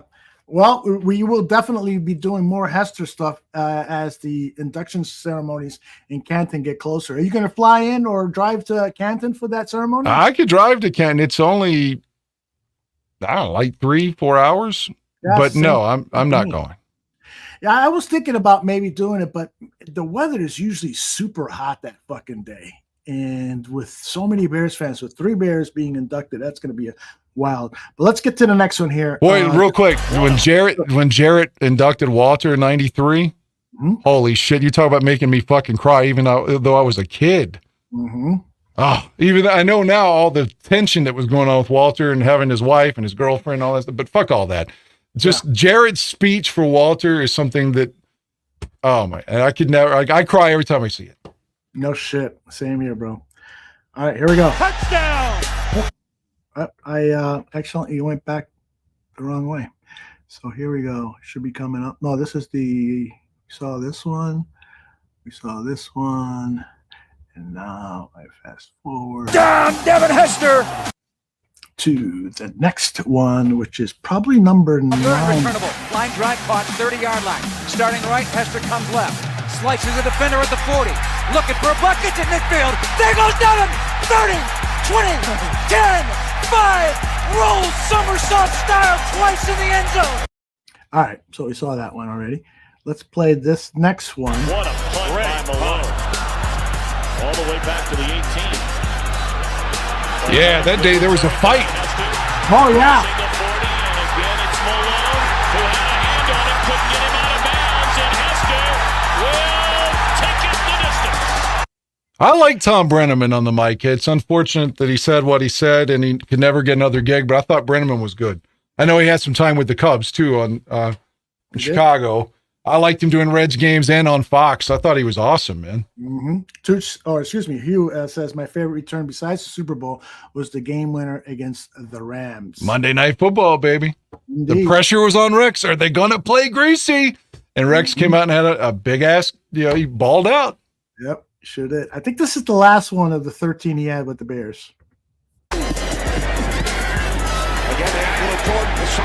Oh, we got cheated this day. Running from west to east. He's got a line set up. He's across midfield. Down the sideline. Hester will take it all the way. All right. Why did we get cheated? This is the day that Jay tore his groin. Literally tore his groin like off the bone and was doing that heart machine to come back in a few weeks where he was getting blood taken from his balls and spun, and platelet spun and re-injected into his balls. Unbelievable. Jay's a tough motherfucker. I don't care if anybody likes him or doesn't like him. But Robbie Gould kicks a field goal that would have sent it's like 45-42 or something. Yes. He kicks a field goal that goes straight over the upright, and they call it, they said the kick was no good, and the kick was good. The kick was fucking good. Even Robbie said that. Robbie's like, I didn't miss that kick. And, that was the start of Robbie missing some kicks for us, but that day it was good, and the refs said it was no good. We would have gone to overtime. Josh McCown had a great game. RG3 played great that day. Yeah. Oh my gosh, you are absolutely right. I forgot about that Robbie kick. Oh my gosh. And Tooch notes that you're talking about balls again. Maybe I've got a thing for balls. All right. Hey, Tooch, I see you laughing. Are you ready to come in? All right. His name is Johnny Santucci, and let's welcome him in now. Johnny Santucci, how are you? I dressed up for Danny. I got my Wannstedt polo. Oh, I love that shirt. Yeah, nice. Vintage Nike Bears polo. That is nice. So how was your vacation, brother? Oh, man, it was great. My first time on a cruise ship, a lot of fun. Man, the Bahama beaches are just beautiful. The ship was beautiful too, man. The shows on the ship was awesome. They did a 1980s music video tribute, all different best of 80s songs with like moving video screens and singers and laser lights. It was great. Did you sign a lot of autographs? Did you show your bare ass? I got sunburnt on. Look, you can still kind of see there was my hat. So I had sunburn on Half Moon Key. It was really nice. I mean, the water was a little cold, but it was fun. The food was great. Did you hear about my penis? I'm listening to all the ball and penis talk. I can handle. He cut his penis. My penis is on the injured list. It got a razor cut. Damn, what the hell was it? What is that sponsor we used to have? Manscaped. Was it Manscaped? Was it a manscaping accident? No, it was a woman's razor. It was like it was a Venus pubic hair razor. So I was like, if it's specifically for pubes, it'll help me too, right? Anyway, I've talked about it enough. Tell us about the Bahamas. That was beautiful. Great time. Enjoyed some time with the family. Girls had a blast. I bet. Yeah, it was fun, man. I'm working on the Super Bowl magazine right now. Actually, we're not doing a Chiefs magazine this year. We did one last year. So it's all 49ers stuff right now. That's interesting. Now, do you think they're not doing a Chiefs one because last year's Chiefs magazine didn't sell well? You think that could be why? I think just because we did want a Chiefs last year, maybe they think, I don't know, why do another one? And if the Niners lose, then there's no magazine. So but I got a couple pictures I'll share. It's just the Kendall Vildor bouncing a ball off his house. Former Bear. Oh my gosh, that was such a huge play in that NFC Kendall championship. Vildor. Yeah, I'll be in the magazine. Yeah. I got this Brock Purdy levitating picture. Look at that. Jesus, he's got MJ hops. I'm not supposed to share these. It's like top secret right now. But I love you. I love you guys and stuff. So you only get it here at the Bar Room Network. Yeah, only get it here. Illegal photos. Yep. That's Bellissimo says that looked like Brock Purdy doing a river dance. Mr. Irrelevant. Hey, real quick, Dan, you didn't tell us about the concert you went to on Tuesday. Oh man, I've discovered from going to Tuesday's concert that I'm becoming the old guy at concerts. Really? I remember that day when I was the old guy at concert. Oh man, of course, I was there with the lady, so it's not like I was trying to pick up anybody or anything, but there were a lot of like women with X's on their hands that couldn't drink yet because the venue I was at has full stock liquor and beer and everything, anything you wanted. So it was, in that aspect, it's a really great venue. It's called the Fillmore. It's in Charlotte, North Carolina. But there were so many young people that it just made me feel like, this is close to the end for me on concerts because I'm almost out of place now. Fuck that. So if you're having a good time enjoying the music, don't worry about the people around you is what I say. But I stopped enjoying concerts just because of the fucking noise. And, and most people around me are not listening to the music. They just want to sing along. So I'm like, sitting next to a fat lady and she's fucking singing louder than the lead singer. It's like, I'm sorry. I'm not enjoying this. Berlissimo says, fuck that, Dan. If you love the music, fuck the haters. That should be the same way. I mean, I guess that's true, but you still see the environment and it's, I mean, you can't, time just keeps going, and there are kids born in like 2010, like when the Bears were in the championship game that are at that show now that are like 14 and 15 or whatever. Right. Man, it just, that was the first time I went to Miley Cyrus once with my ex-wife and I felt out of place there just because of the demographic, but this was a metal show, so, and there were still so many young people. That was the first time I really felt like, oh, I'm the old guy now. Let me ask you, Dan, if you attended concerts in a small venue with a metal band? That's what I was at. I mean, this so the one that you were at was... probably held 5,000 people, maybe 3,500. It was a very nice venue though. But yeah, it was it wasn't, it's February, so the amphitheaters aren't open yet. It's cold, even though we're going through a period of warmth here right now. Like we're going to get 60 tomorrow. So, and North Carolina is even hotter than us. So 60 here today.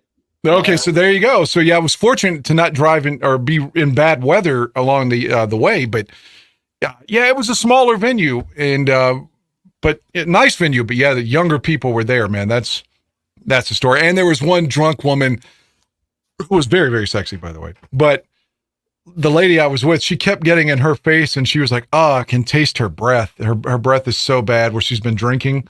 Yeah, and like she kept either hitting me with her elbow, her purse, or grinding on me with her ass. Now, look, the first time she grinded on me with her ass, okay, I'm a guy. I liked it. I'm not gonna lie. She's fucking hot. But like times 17 or 18, I'm thinking, if I did this to you, I'd be a sex offender. Yeah. Like, fuck off, man. Yeah, so, but I mean, you kind of expect that sometimes. So that's not like that ruined my experience. But if I could change things, I'd like that woman to be a little bit more sober and leave me alone. But yeah, just the age discrepancy, though, really hit me hard Tuesday. Yeah. You're entering that phase that Tooch and I have been in for a little while now. Yeah, unfortunately. Yep. The middle-aged man. HBO, I know we're going to get back to sports, but HBO had a show that lasted like 2 years I thought was really good about 20 years ago, and they just stopped it. It canceled like on a cliffhanger called The Mind of the Married Man. And it was all about the middle-aged man, and the guy was married, so like, he's not trying to fuck other women, but man, he's looking, like a tearjerker, Aldo. That's right.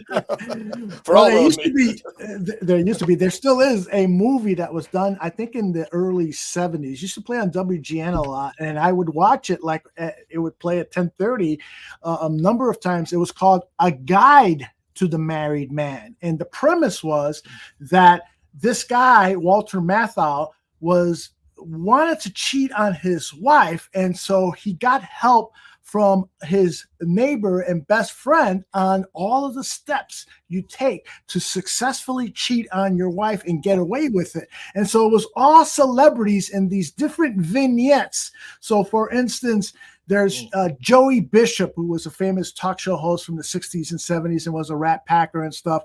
He's caught in bed with a sexy girl, and his wife walks in and she says, Joey, what are you doing? And he immediately gets up and starts dressing, and the hot chick starts putting on her clothes. And he goes, what are you talking about? What am I doing? You're in bed with her. What are you talking about, sweetheart? And he leaves the bedroom, sits down, lights up his pipe. You were having sex with her in her bed. He goes, sweetheart, you mind making me a martini? He completely ignores her and denies. And so there's all of these funny vignettes, and with all of these gorgeous chicks, I can't tell you, as a 13, 14-year-old, how many times I masturbated to this movie. Sounds great. You got to check it out. We'll look for it. A Guide for the Married Man. I wonder if that HBO show is based on it. Anyway, Tooch, you have a Bear State of Affairs for us? Yeah, and before I launch into Bear State of Affairs, we did that the last show before I went on vacation, and someone in the chat room said, I carried this with me on the whole vacation because it was a great time. Said this is the best version of like 100 Proof is with us three. Oh wow! Nice. It really validated like all the work that us three do. And I was like, before I went on vacation, I don't remember who the comment was too. That's what the sad thing. But I carried it with me. I was like really proud, for the whole trip. So it's good to be back. And I read over and over again great comments about Bear State of Affairs. Can't wait for the next Bear State of Affairs. This State of Affairs rocked and stuff. So lots of kudos to you. Why don't you take it away, sir?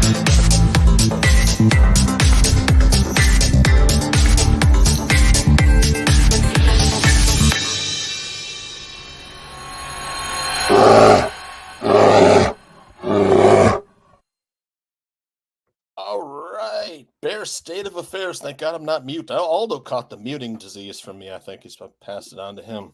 Bear State of Affairs 2020. As soon as your background changed, when you got McCoskey's man cave, exactly. the mute never happened after that. It passed. I love it. I'm sorry to interrupt. Go ahead. We're looking forward to what you have to say here. All right. 2024 NFL offseason, week 4. What's happening, Barflies? Well, I am back from vacation. A lot of shit happened while I was gone, including the Packers and Lions being eliminated from the playoffs, which means we don't have to listen to any NFC North Super Bowl talk this offseason. But it does serve as a reminder of how the NFC North has improved over the past year.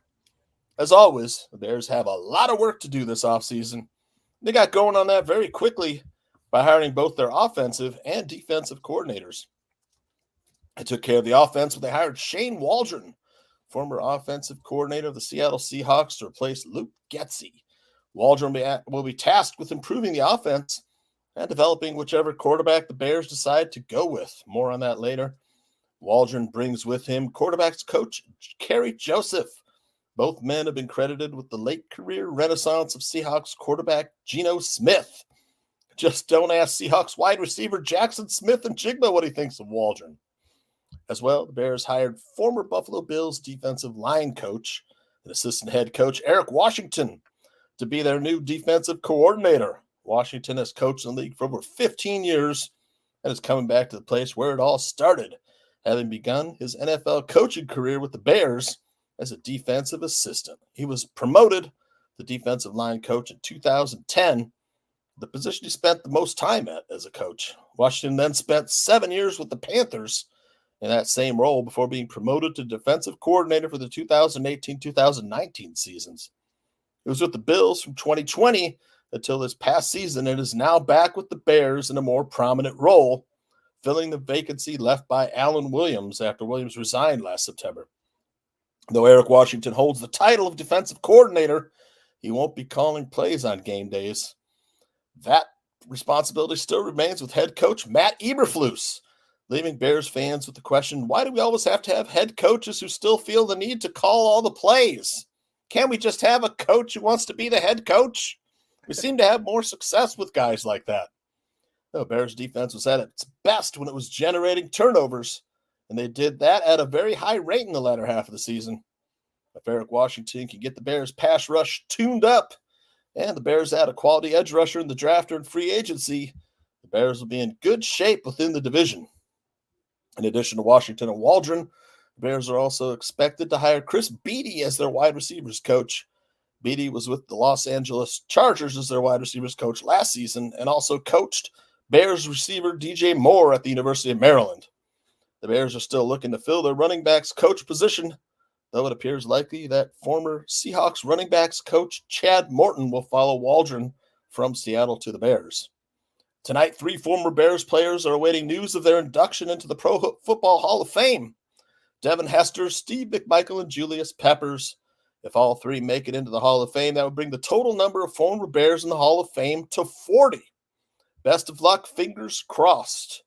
And former Bears running back Michael Hicks has passed away at the age of 51. Hicks was drafted in the 7th round, 253rd overall by the Bears in the 1996 draft. He played 2 seasons for the team, appearing in 7 games, carried the ball 31 times for 106 yards, and caught 1 pass for 1 yard. And Dan Aguirre is the only person who remembers him. Well, it's Super Bowl week, and Super Bowl 58 is set, with Patrick Mahomes and the Chiefs making a return to the big game to defend their crown. They'll face off against the 49ers in Las Vegas on Sunday, with Mahomes making his 3rd Super Bowl appearance in the last 4 years. And because it seems like an opportune time, I'd like to take this moment to again remind folks that the barkeeper and myself both wanted Patrick Mahomes in 2017.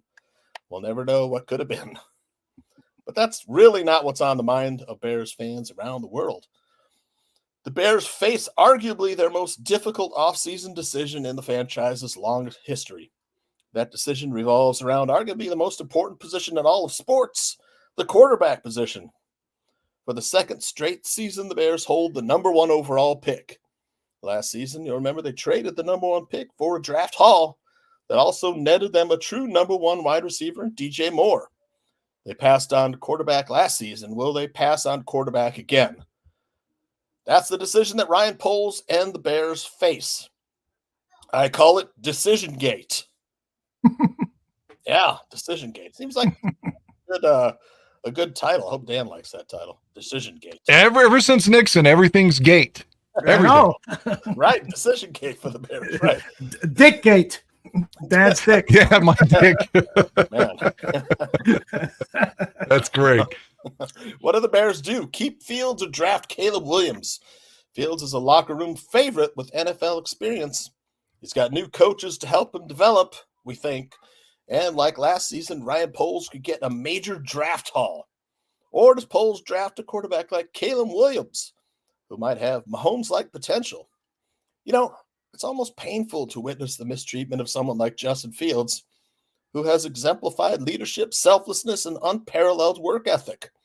Ever since the Bears drafted Fields, he has been unfairly criticized and underappreciated. Fields truly deserved a better offense and a better coaching staff around him. Unfortunately, the Bears never quite figured out how to unlock his potential. Now that the Bears have the number 1 overall pick in the 2024 NFL draft, does this, along with other factors, ultimately hint at Fields' time ending as a Bear? Literally, the only argument that can be made is not paying Justin Fields. This is why I say this will be the hardest decision of Ryan Poles' career. Mm-hmm. Develop what you have, or develop a new quarterback who shares maybe the same weaknesses. Here's my take on the Bears' quarterback options this offseason. I don't give a fuck. I'll leave it up to Poles. I don't care one way or another because I have no effect on the outcome.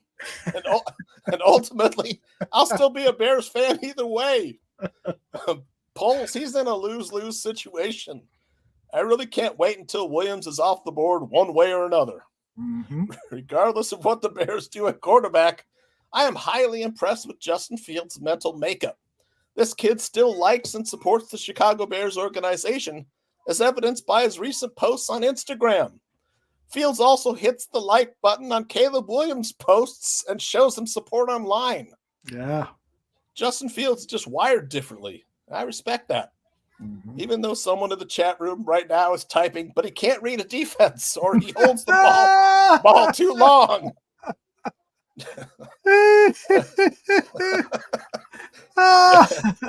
Hey, you got some supporters. Justin Fields is still the quarterback who took a vicious hit and did push-ups afterwards to show the world that he wasn't beaten. He's still the quarterback who stayed at his locker room long after everyone had left because he didn't bring the fans a win that day. He's still the quarterback of the Bears, and I will support him as long as he's the quarterback of my favorite football team. I've come to one conclusion. There's one thing I know. Bears fans don't deserve Justin Fields. We deserve someone like Tyson Bagent, a lovable backup quarterback, like so many other lovable Bears backup quarterbacks whom Bears fans always seem to think are better than the starter. Quarterbacks like Steve Walsh, Mike Tomczak, or fans Miller, like Steve and me. Kyle Orton, Shane Matthews, Brian Greasy, Caleb Haney, Nick Foles, and Josh McCown. Be careful what you wish for. The grass always looks greener until the snow kills it and you have to start all over again. And that is Bears State of Affairs. Yeah! Game over, man. It's game over. What the fuck are we going to do now? What are we going to do?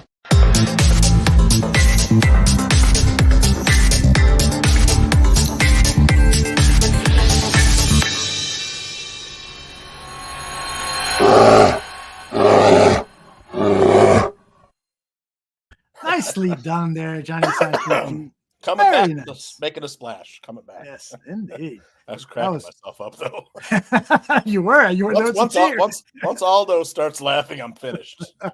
You know, there was a tear coming down your left eye. Look, it's still there.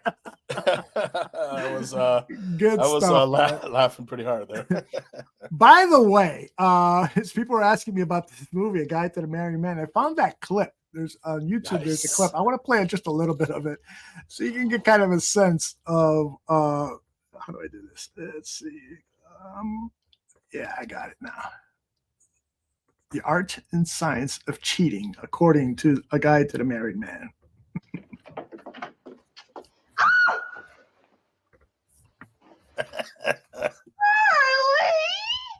What? What are you doing? Where? There, with her. Who? Her. How could you? What? That. When? When I came in, you.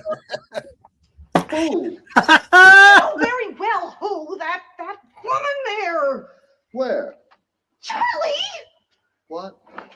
You and that woman. What woman? The one who just left. When?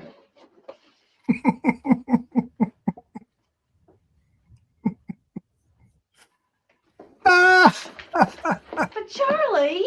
What? Aren't you even ashamed of yourself? Why? Because of...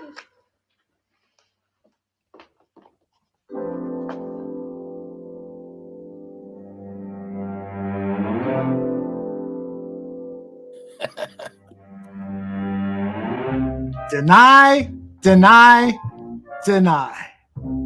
Charlie? What? What would you like for dinner? I can tell you, having been married 3 times, that deny theory doesn't always work. That'll work. Yeah, I was gonna say that. Works sometimes, but not often enough. All right. We were talking about the Hall of Famers. Before we start talking about Steve McMichael, do you have any thoughts about Devin Hester that you want to share? I know that I think on one of the comments that you listed underneath that was your favorite run back. I think it was the Super Bowl one and then another game. Any other thoughts you want to share about Hester? Man, there's been no one like him, you know, and no one since, you know. I can't think of anyone recently who's just been more dangerous at that, you know, kick returner position. So I mean, if he doesn't make it in, something's wrong. I know this is his 3rd try, and we should find out tonight. Like, tonight, for 3, and then, you know, of course, the ceremony's Saturday or Sunday before the game, or Sunday before the game, I believe. Sunday before the game. Yeah. Just it was. I mean, being a fan when Devin Hester was on the team. Was so exciting. Guys, we're off the air. What? Shit. Apparently, I played that clip for too long, and so YouTube has created a copyright. Booted us. So, what does that mean for the rebroadcast of the show? It still will be available, and we should be back on the air in about 60 seconds or so. Okay. So, I knew it. I was running it a little too long. I should have gone with my instinct and stopped it. People are leaving. No, don't go. Tooch is finally busted for stealing that background. Aaron Mikulski reported us, huh? I don't think it's reporting. I think it's an algorithm. Yeah, I mean, look, this whole Caleb Williams and Justin Fields thing is like I've had enough. You know, it's like that Bears state of affairs. I don't care anymore. Mm-hmm. You know, I don't have any effect on it, anyways. You know, recently I watched Matt Waldron and Mark Schofield. You know, guys who've been on the Bar Room. Yes, they did a Caleb Williams show, which I urge everyone to watch because I mean, if you didn't like Caleb Williams after the two dissect him a little bit, I think you'll like him a little bit more. I mean, they definitely they like Caleb Williams a lot, those two. So, I mean, those are a couple guys that I enjoy listening to. Dan, we had Mark Schofield on. I have a stream one time talking Game of Thrones. I don't know if you remember. Really? Yeah, we had Mark Schofield on to break down an episode of Game of Thrones. Oh, yeah, I remember that. He's a huge fan. Absolutely. Mark loves those fantasy shows and stuff. And Matt Waldron was on with Phil and Shane were here, you know, a few times. I was on when Matt was on one time too. Good, great break. Bear Listen was a big fan of Matt Waldron too.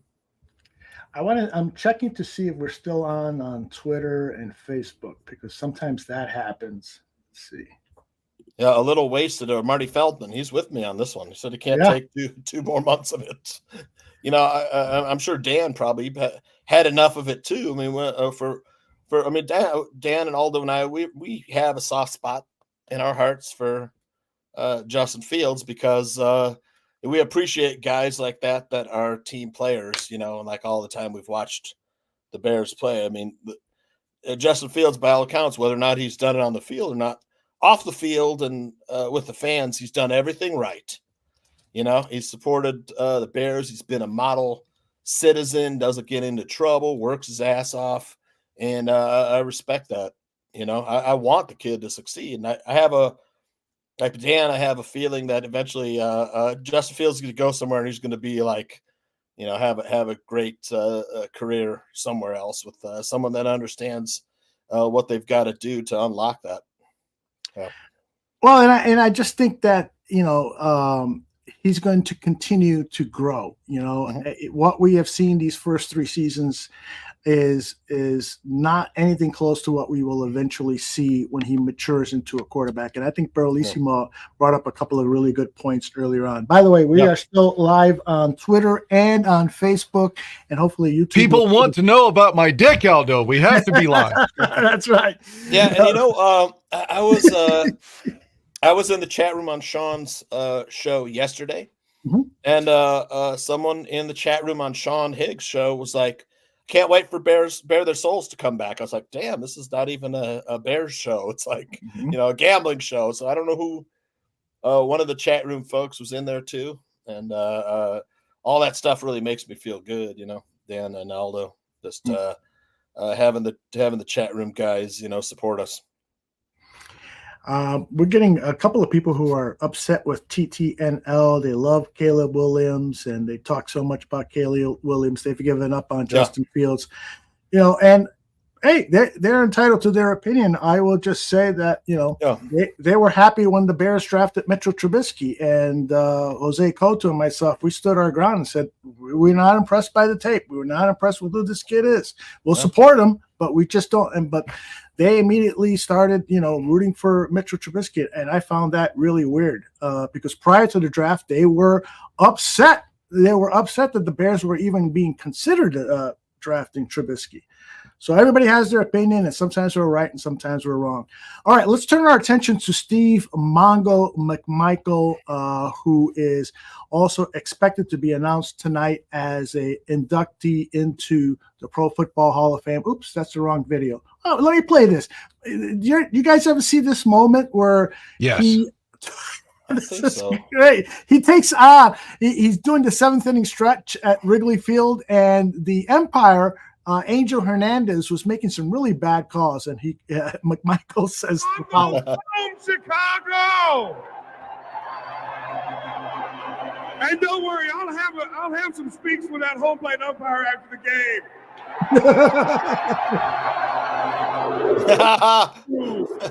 I won. I 2. I 3. Take me out to the ball game.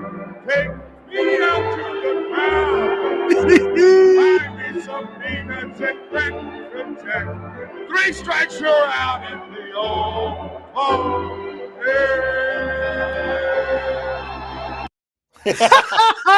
You gotta fucking love that. He's lucky McMichael to come out of that booth. No shit. Yep. I can't believe Angel Hernandez is staring him down. Well, dude, what are you gonna do? He'll fucking kick your ass just by staring at you. Yep. One hand tied behind his back. Yep. But so Dan, you probably know, and Tooch jump in at any time, but what was the story with Steve McMichael? Because he wasn't the Bears draft pick. I think he was selected by the Patriots and then came to the Bears. Is that correct? Yeah, he got cut, right? Wasn't he like a training camp casualty thing, and the Bears picked him up? And then he just, so many people don't know his stats and the impact that he had. Dude, he's getting 10 sacks a year as a fucking nose tackle. Mm-hmm. And that's the thing, too. You have to understand, like, the Bears picked him up in 81. He didn't really become a starter until, what, 84? 85, maybe. So, because inside they had Hartenstein and, let me think, you had Hampton, Hartenstein. This is before Perry, who and Dent came in 83, but he didn't start right away either. Who else am I forgetting then? There was somebody. McMichael was the backup for a couple of years in Chicago. Yeah. Henry Wachter. Henry Wachter, Neal. Tyrone Keys was another one. Keys, yes. But yeah, so Mongo didn't even start until like around 84, 5, 6. And yeah, he was on Nitro. He was with Ric Flair. He was the United States heavyweight champion. He got in really awesome shape when he was a wrestler after football, by the way. Mm-hmm. So, but yeah, he almost had 100 sacks as a guy just playing up front. I mean, it'd be like today if, think about somebody in the middle, like up front today that, Akeem Hicks did pretty well for us, but I'm just saying you can't really imagine someone up front like Dexter's going to have 100 career sacks. You're like, nah, probably not. Probably not even 20. This dude had 95 up front in the middle and nose tackle. And it's like, and sometimes they would toy with him and put him in as a tight end on offense. Occasionally he would hold field goals. Randall Cunningham there. Yeah. Just catching Randall Cunningham from behind. His statistics. Now, how about that?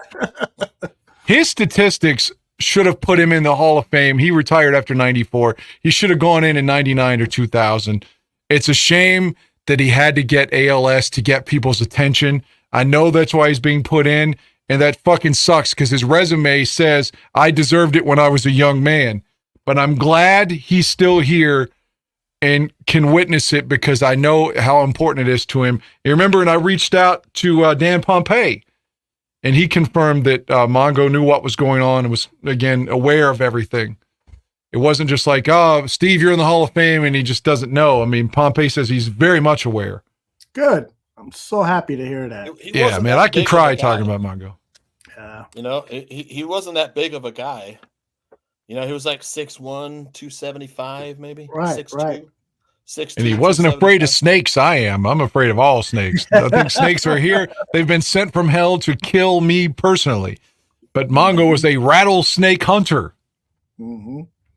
So let me ask you this. Do you think that McMichael would have had those numbers? I'll start with you first, Tooch. Those numbers and that high performance level if he had stayed with the Patriots or played with another team, or do you think that he really benefited a lot? I know, for instance, Mike Singletary really benefited a lot from the defensive line and his outside linebackers. Yep. How much did McMichael benefit stat wise from the fact that he was playing along so many other great players? Hampton and Dent, he benefited from Dent and guys like Dent. William Perry drew a lot of double teams too. He's just so big. Mm-hmm. Definitely. If he wouldn't have had the numbers without being on the great Bears defenses of the 80s. Mm-hmm. What do you think, Dan?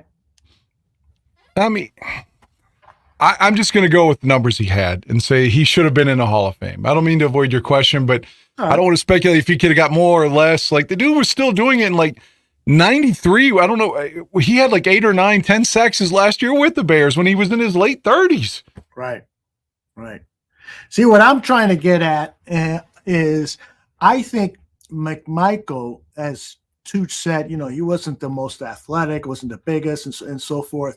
The guy played with a certain heart that he probably could have had those kind of numbers with a terrible team or with a mediocre team or whatever team, because he was such a hard player. All you had to do is rev up that engine. If he did it mostly himself, but with the Bears, it helped that he was with a bunch of what was it that Otis Wilson would say, backyard dogs. It helped him, but McMichael had just so much pride in himself, and as a man, he probably would have had a great career with just about any other NFL team. So, I just am in awe of the guy, and I'm so glad that he's finally getting the attention. As Dan Aguirre said, it's unfortunate that the ALS is probably the reason why there's a spotlight on him now, but at least he's alive and well enough to appreciate the honor that he's getting, and I hope that he can make it to Canton and appreciate the ceremonies. I want to send you a picture.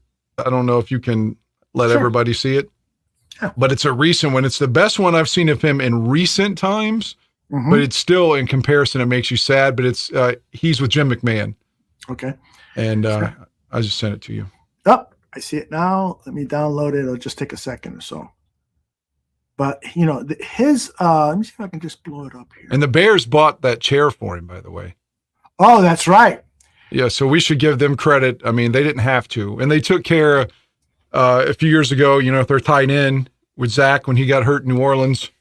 Mm-hmm. They took care of his surgeries and made sure he had insurance. So the Bears do some good things, Yeah, they do. I wish they would do more, but yeah, this is nice, and they should definitely help out a guy who knows, and maybe in the future we'll learn if this football may have contributed to these sicknesses certain athletes have now. But regardless, this is the photo. Dan was he doesn't look bad at all there. Shit, I wish I was that thin. Yeah, because he's had some that I'll send you another one where you're just like, oh man, like you just want to cry. It's so poor. But stand by. I'm sending it right now. Do you know when around this photo with Jim McMahon was taken?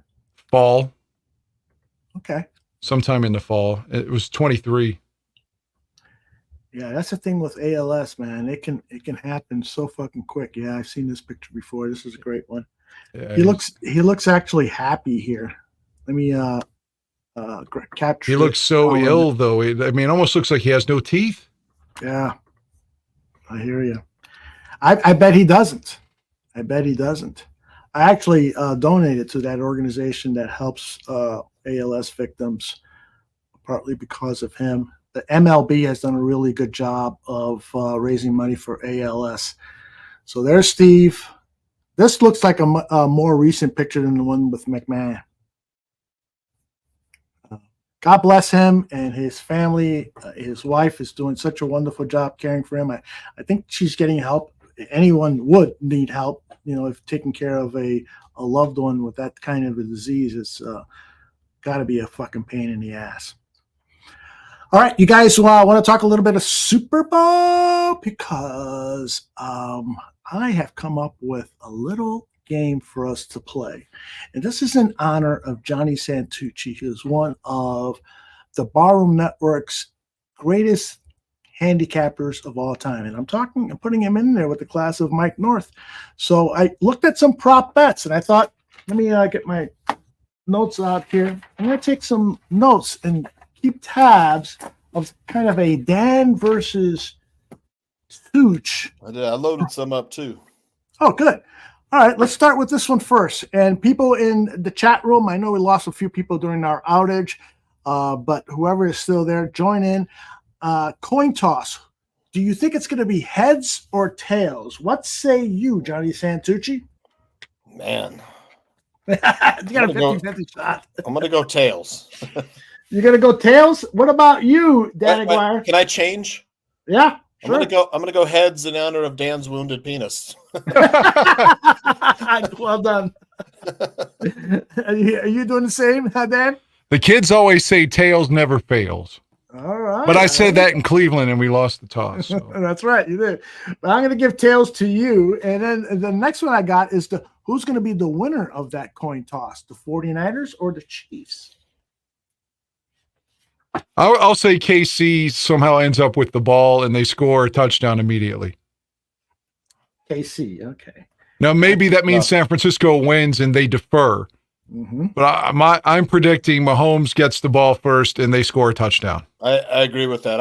Anthony and I were talking about this today. We're talking about some prop things about like the Chiefs scoring first and stuff like that. You know, that's a good bet. You know, I've got some good prop bets up. And we have a Super Bowl show tomorrow, 7 p.m. Central. Sean and Anthony, myself will be talking prop bets and stuff. It's some of my favorite ones. I'm definitely going to tune in. I'll get them out here tonight too. Excellent. Who is the first team to call a timeout in the game? This is an interesting prop bet. 49ers or Chiefs. Dan, let me start with you on San Francisco, they're frustrated. Why can't we stop Mahomes? Oh, we better call a timeout here on defense. Yep. Okay. Agree. You agree with that? Yep. I'm gonna say San Francisco. I got Johnny Santucci and Dan Aguirre. All right. Next one is the first team to attempt a coach's challenge. Reed loves to make challenges. Does he? Yeah. I mean, they both do kind of, I guess. I think I got to go with the 49ers, though, just because I think the Chiefs will be ahead most of this game. But, I mean, the last two games, the 49ers have fell behind both the Packers and the Lions. Mm-hmm. What do you think, Dan? Yeah, I think Reed. It just seems like Mr. 28-3 would try not to call. I can't believe San Francisco's favored in this game. Yeah, that is stunning to me. Absolutely stunning. Yeah. All right, Dan. All the money's on the Chiefs too. It's weird. Like 80% of the money's on 80% of the bets and 80% of the money are on the Chiefs. So, you're a handicapper, so you would know why Vegas is giving 2 points to the Chiefs. Well, why is that? Because they're getting points? Well, the thing is, like they want you to take the Chiefs plus the points, Mahomes. You know, maybe that. I mean, I would say maybe So what Vegas does is they simulate the game tens of thousands of times. You know, Mm-hmm. and that's how they usually get their numbers and predictions and stuff. Oh, okay. With supercomputer. So they have a bunch of dudes. You know, like a group of guys who kind of analyze all the data and come up with lines. You know, it's like I thought it was more based on trying to get the bets even, trying to get well, they will, the same amount of betting for the Chiefs and 49ers. The more bets that come in, the line moves. You know, to give the sports books, the edge. You know, they're always trying to get the edge no matter what. But I imagine they're successful right now.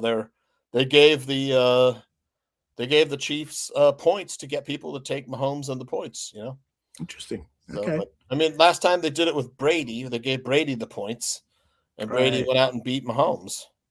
You know, so a lot of people rightly so, should be saying, I'll take points and Mahomes and points.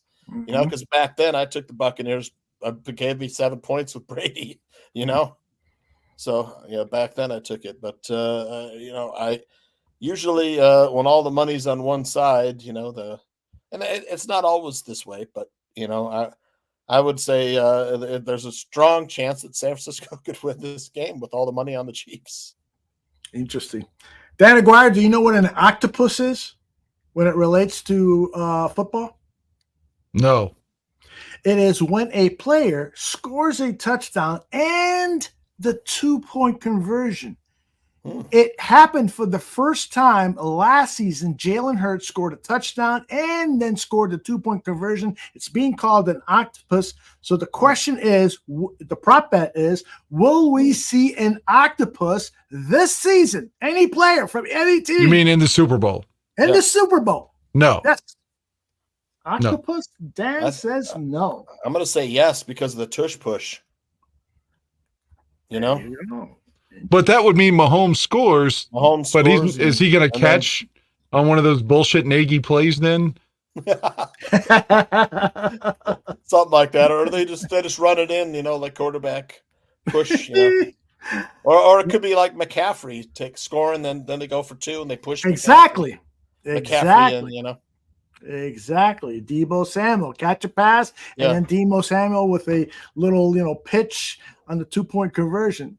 Be interesting. So I got a no for Dan and a yes for Johnny Santucci. All right.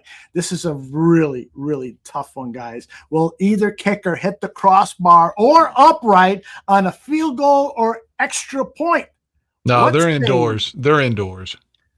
Yeah. So it's not going to happen, huh? Crossbar. Well, I mean, look, one team has a good kicker. The other team does not have a good kicker. Right. In this game. And Harrison Butker's a really good kicker. Jake Moody is phenomenal. Is a rookie from Michigan. I mean, he's supposed to be good. He just hasn't been that good in his rookie year. I mean, he's been passable. But edge goes to Kansas City for as far as field goal kicking. All right. So what's your answer on this? Yes or no? We're going to see that any one of the kickers hit the crossbar or the upright? I got Dan for a no. I'll go no. It's the odds probably against that. I would agree with that. Are we going to see Jason Kelsey shirtless? Because yes. You didn't even think about that one, Dan. And you're going to see Taylor more than 5 times. Okay. She'll be at the game, huh? She is flying in from Japan on her private jet to see the game. And so, of course, conservatives are upset saying, are you going to waste all that fucking fuel when you're talking about climate change and stuff? They have a good point, right? Are we going to see Jason with his titties out? I'd say there's a pretty good chance. Okay. You know, especially if the Chiefs win. You know, I'd say it's 100%. You know, I think the odds are in favor of seeing Jason. If the Chiefs win, I won't have to work all night. I know that. Last year, I worked from like after the Super Bowl till 6 a.m. Oh, by like 6 a.m. I was like on my keyboard like this, man. Just I bet you were so tired. All right, here's a tough one. Who will mention pop singer Taylor Swift first after the coin toss? Will it be Jim Nantz or Tony Romo? Or simultaneously. Wow. They both say it. I mean, they're going to show a cutaway of her there numerous times. So which one's going to say it first? I'll say Nantz because he, in theory, is the lead guy. Yeah, I mean, that's what I would say too. He talks a little more. And Romo's just the color. Interesting. I got a feeling it's going to be Tony because he just gushes over her. I mean, you know, like he has called them. He said that they were married numerous times during the season. Yeah, called them spouses and stuff. Yeah. So I don't know. Wasn't Tony Romo involved in some with some celebrity, and he was the center? Was it what was the name of that blonde? Jessica Simpson. Jessica Simpson. Yeah. Yes, you're right. Right. Yeah. He was involved with her. Mm-hmm. And so for some reason, he seems to be fixated on Taylor Swift this season. Maybe he wants to marry her. Anyway, after the opening kickoff, which commercial will we see first? Will we see a Doritos commercial or a Bud Light commercial? Bud Light is spending big time bucks because they want to try to get that Rust Belt Southern consumer back after having that transgender lady and Kid Rock shooting with his machine gun Bud Light cans and stuff, or will it be Doritos, which has for year after year been a big spender on advertising ads? What do you say, Dan Aguirre? I thought Coors was the main beer for the Super Bowl this year. It may be, but I know that Bud Light is spending big fucking time money on ads this season. I'm going to go with Doritos in the first quarter. I think the beer seems to be more of a later in the game kind of thing, right? Unless it was like the horses at Budweiser in like the 70s, but the drinking is probably not going to be at 6:40 before Doritos. What do you say, Tooch? I'm going to say this guy. Do you remember this guy? Yeah, he do Doritos commercials years ago. Yeah. Yep. That's my answer. I like it. I love that guy when I was a kid. Yeah, I'm trying to remember his name because he was in a lot of sitcoms. He was like a comedian, comedic actor. I don't remember his name. Okay, so the final one, I got 10 here, and I've been keeping track of your guys' scores, and whoever has the most correct answers, I'm going to send a present to. Schreiber. A.V. Schreiber, that's him. Avery Schreiber. Yes, indeed. Everyone knows him as the Doritos guy. I remember him on episodes of Love American Style and some of those old shows that I shouldn't be remembering. Anyway, who will win the Super Bowl? The final question, 49ers or the Chargers? Go ahead. Chargers. Well, that's Super Bowl 29. I meant 49ers. The 49ers and Chargers. Junior Seau, the late Junior Seau, still alive, folks. Breaking news. Justin Herbert surprised to learn he's playing this Sunday. Or Herbert wasn't alive yet during Super Bowl 29. He was born in like 98. The game was in January 95. Oh, all right. 49ers or Chiefs? What do you say, guys? I'm going to take Kansas City. I'm rooting for San Francisco. Not that I like the 49ers, but I loathe the Chiefs. But, I mean, if I'm betting my mortgage here, I'm saying KC probably wins big. What do you say, Mr. Johnny Santucci? I think they can't. I mean, it's hard to bet against Mahomes, like I said, but the 49ers will win and make me work all night. So that's, if the 49ers just win, I have to stay up all night working. Do you get paid extra? No. Then fuck it, man. Chiefs all the way. Hey, let's go, Chiefs. I agree. I think it's actually going to be a blowout. Chiefs are going to win really easily. Remember we went through several years of just awful Super Bowl games. I think this is going to be one of those. So Chiefs will win, and we'll know it by halftime. Have a lot of good players. I mean, the 49ers have a lot of good. They do. Yes. Brandon Ayuk, Deebo Samuel, George Kittle. I mean, there's some really good offensive players, but the Chiefs have a good defense, a really good secondary too on the Chiefs. And, you gotta watch out for Chris Jones in the middle there, putting pressure. 49ers defense hasn't been as good in the latter half of the season, man. They've given up a ton of points. I don't know what the Ravens were thinking when the Chiefs are the worst run defense of the final four teams. They didn't run the ball at all. It's like Matt Nagy was their offensive coordinator. I got to think that Todd Monken, the Ravens offensive coordinator, probably isn't in that position next season. I mean, it's like, right. You got to attack the weakness. Baltimore was the number one rushing offense in the NFL last season, and they don't run the ball against one of the worst, 25th overall run defense. Yep. They didn't do it at all. They fell behind and made Lamar Jackson pass. That's a great point. Chiefs are in the Super Bowl. It's a great point. This could be a Super Bowl where we'll see either Johnny Pacheco or Christian McCaffrey, win the MVP award because one of that's those your guy, Aldo, Isaiah Pacheco. Oh my gosh, he's a tough runner, man. Man, Puerto Rican guy from the island. Tough. Yeah, he's tough. He runs really, really well. Yeah, really I want the Bears to find a Isaiah Pacheco too, a speedster who is a big play back. We haven't had one for a long time. I wouldn't be surprised if the Bears draft one running back. In fact, I put like 90% chance of them drafting a running back, just because I figure Dante Foreman's not back. That's 6'2", 235-pound guy that's going to be gone. Exactly. Herbert. It's his last contract. Herbert's last contract year, so they got to start thinking about life after Herbert. I was reading today somewhere like if the average salary for running backs is so low, they're like behind kickers now, field goal kickers. The only NFL player position that gets paid less than running backs is punter. That's not fair. On average. Yeah. And rookie running backs make more than veteran running backs on free agent contracts. That's Except for like the so real fucking big stars and stuff. I tell you, there was a couple things going on. People who always say Justin Fields, they just disagree that he hasn't had anything around him. Imagine if Justin Fields had a star running back like a Christian McCaffrey. Exactly. Taking pressure off of him. And here's a stat. I don't know if you saw this. Like, no wide receiver since week 2 scored a touchdown besides DJ Moore last season. I'm not sure. I didn't fact check it, but only DJ Moore was a wide receiver after week 2. Was the only guy from a wide receiver position that scored a touchdown for the Bears. I can't think of anyone. Dan, can you think of anyone? Because clearly, Chase Claypool scored against Kansas City. That was week 2, right? Week 3.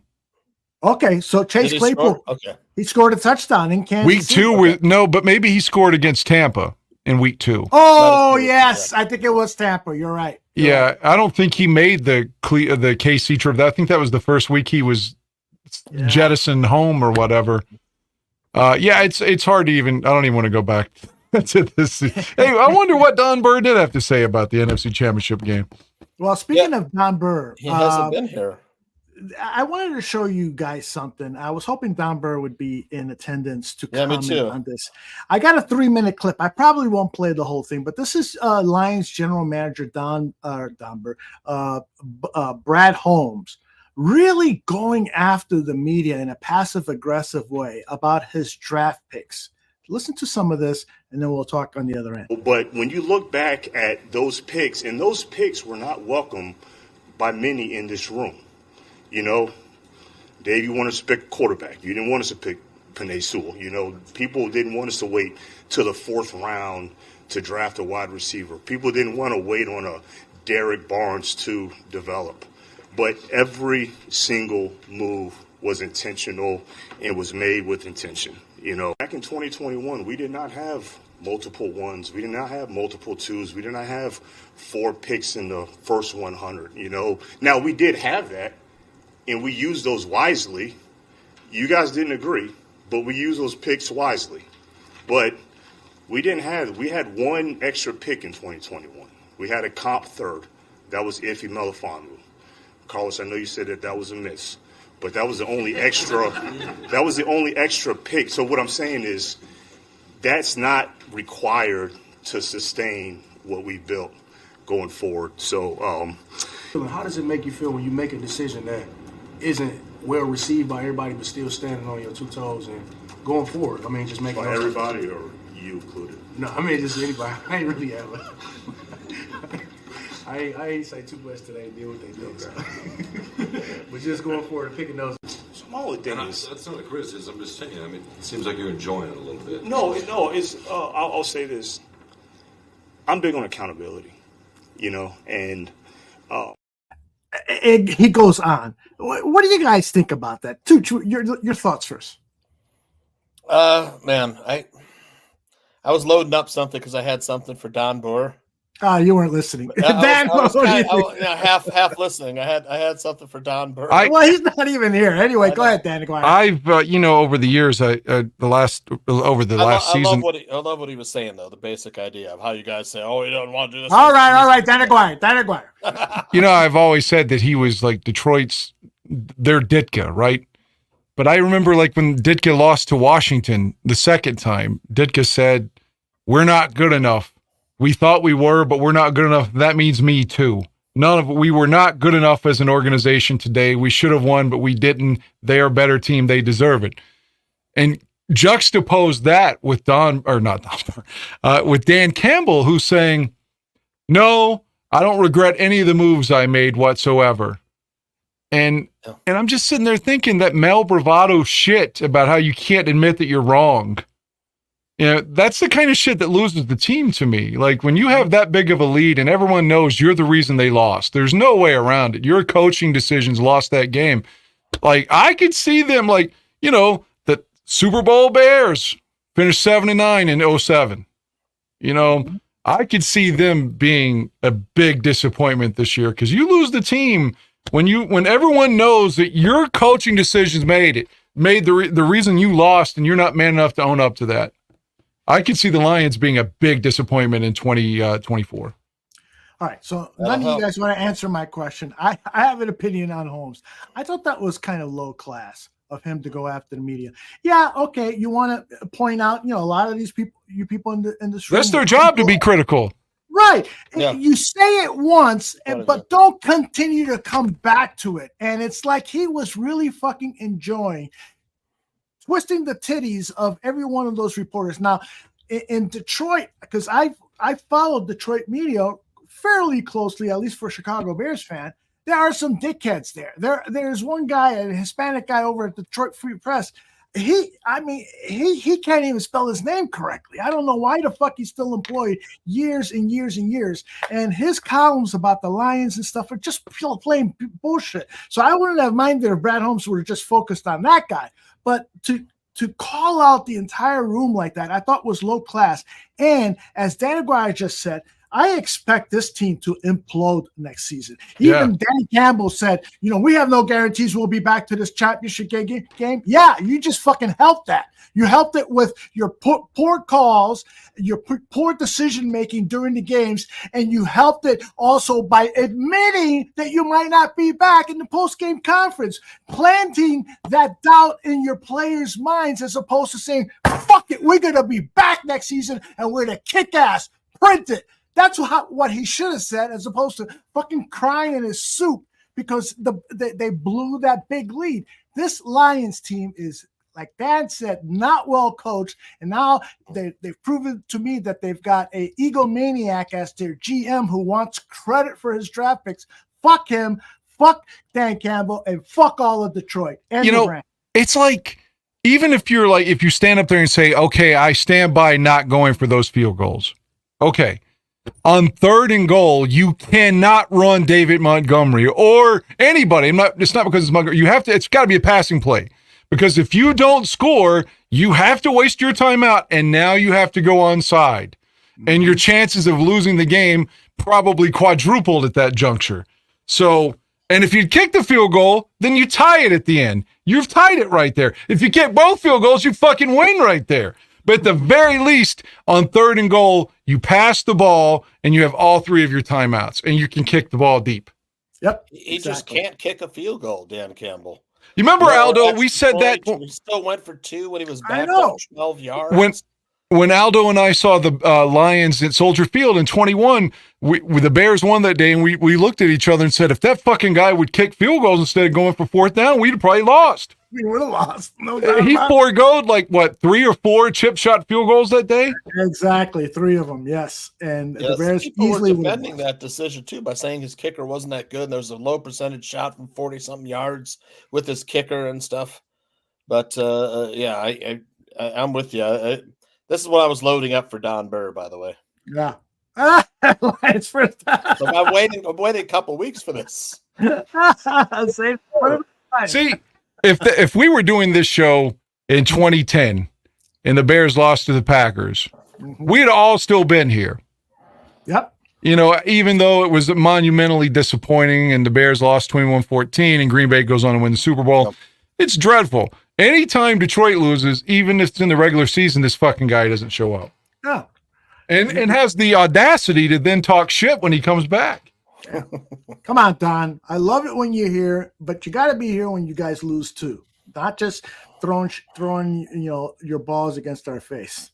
I got to be honest with you. I have a couple of San Francisco people that, like my sister's she jumped on the Montana bandwagon and has been a 49er fan for 35 years.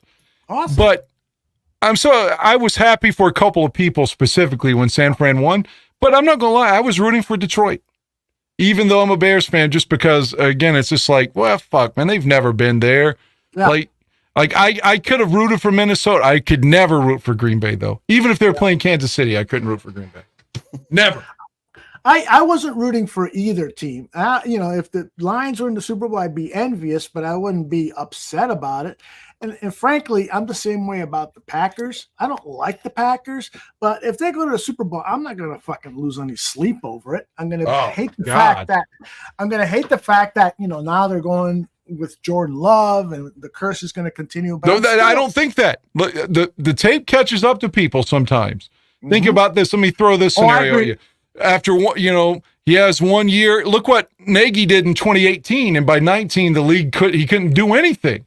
Exactly. So who's to say Jordan Love, who's going to get a fat, big ass contract now because he's already in year 4, going into year 5 or whatever, they're going to re-sign him. There's a chance like the tape catches up to him and he's mediocre moving forward.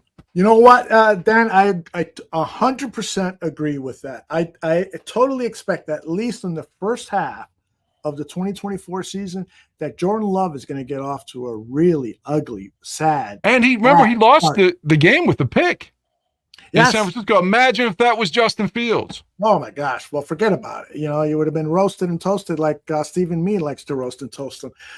But here's the thing about Jordan Love is he was wildly inaccurate in certain games. I mean, he would miss wide receivers so open. I think some of that is going to return as this Packers offense, as you said, Dan, is figured out more by defensive coordinators. Plus, David Bakhtiari's career is over. I know he didn't play much in 2023 to begin with, but that guy is going to be an important loss in the future as they have Packers have a lot of free agency issues with the offensive linemen that return. They basically have to rebuild that offensive line. That's not going to help Jordan Love either. So I think Jordan Love is going to have a tough start to the season. Whereas with the Bears, hopefully with all the draft assets they have and a smart general manager making some trades and maybe picking up a couple of really good veterans, the Bears should get off to a fast start. That's where my heart is right now. All right, so I wanted to share that with you regarding homes. And then I know, Dan, you got to leave in 10 minutes. I want to share, we were talking about commercials. Here's a preview of one of the commercials that you will see during the game. Introducing the most powerful Tacoma ever. With the shut the front door handle. Also known as the Seriously Wrong handle. Or the Whoa, Whoa, Whoa, Whoa, Whoa handle. And even the No Me Gusta handle. Standard on the all-new Toyota. I like that. The No Me Gusta. The start of the show, and Dan Aguirre was talking about his injured dick. No Me Gusta. I'm like, what? Sorry. It's bare their souls. That's right. We talk about it all here. Tooch, you've ever injured your dick? I got hit. Well, I mean, I coached Little League. I got hit in the nuts a few times with the ball. A hard ball, nuts or dick, around there, gotten hit in the groin. There was an episode of Curb Your Enthusiasm early on where Larry, a dog bit his dick through his pants. At one point, Cheryl was trying to fuck. She's like, no, I can't. And my dick's still hurt from the dog bite. All right. So perfect transition. Did you see the debut of the final season? Oh, I did. What were your thoughts? Did you see the picture that obviously imitated Trump's Georgia mugshot? Oh yeah, fucking A. It was great. It was great. And when it was happening, I was watching it with Justin, the guy that was on the show here a couple weeks ago with me. I was like, man, Larry's going to get in trouble. Like you can't give voters bottles of water. And that's, of course, sure enough, that's where it was going. I was like, yeah, that's crazy, but that's some of the fucking rules in this country. And anyway, so I thought that was a perfect ending with that mugshot. Yeah, it was funny. Did you see it, Tooch? I haven't seen it yet. I mean, I love the commercial they have with the aliens.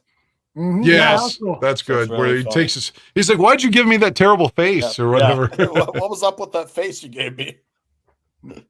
I have a like-dislike relationship with the show. I like it because every episode will give me some belly laughs. There's no doubt about it. I dislike it because it's the same fucking premise every show.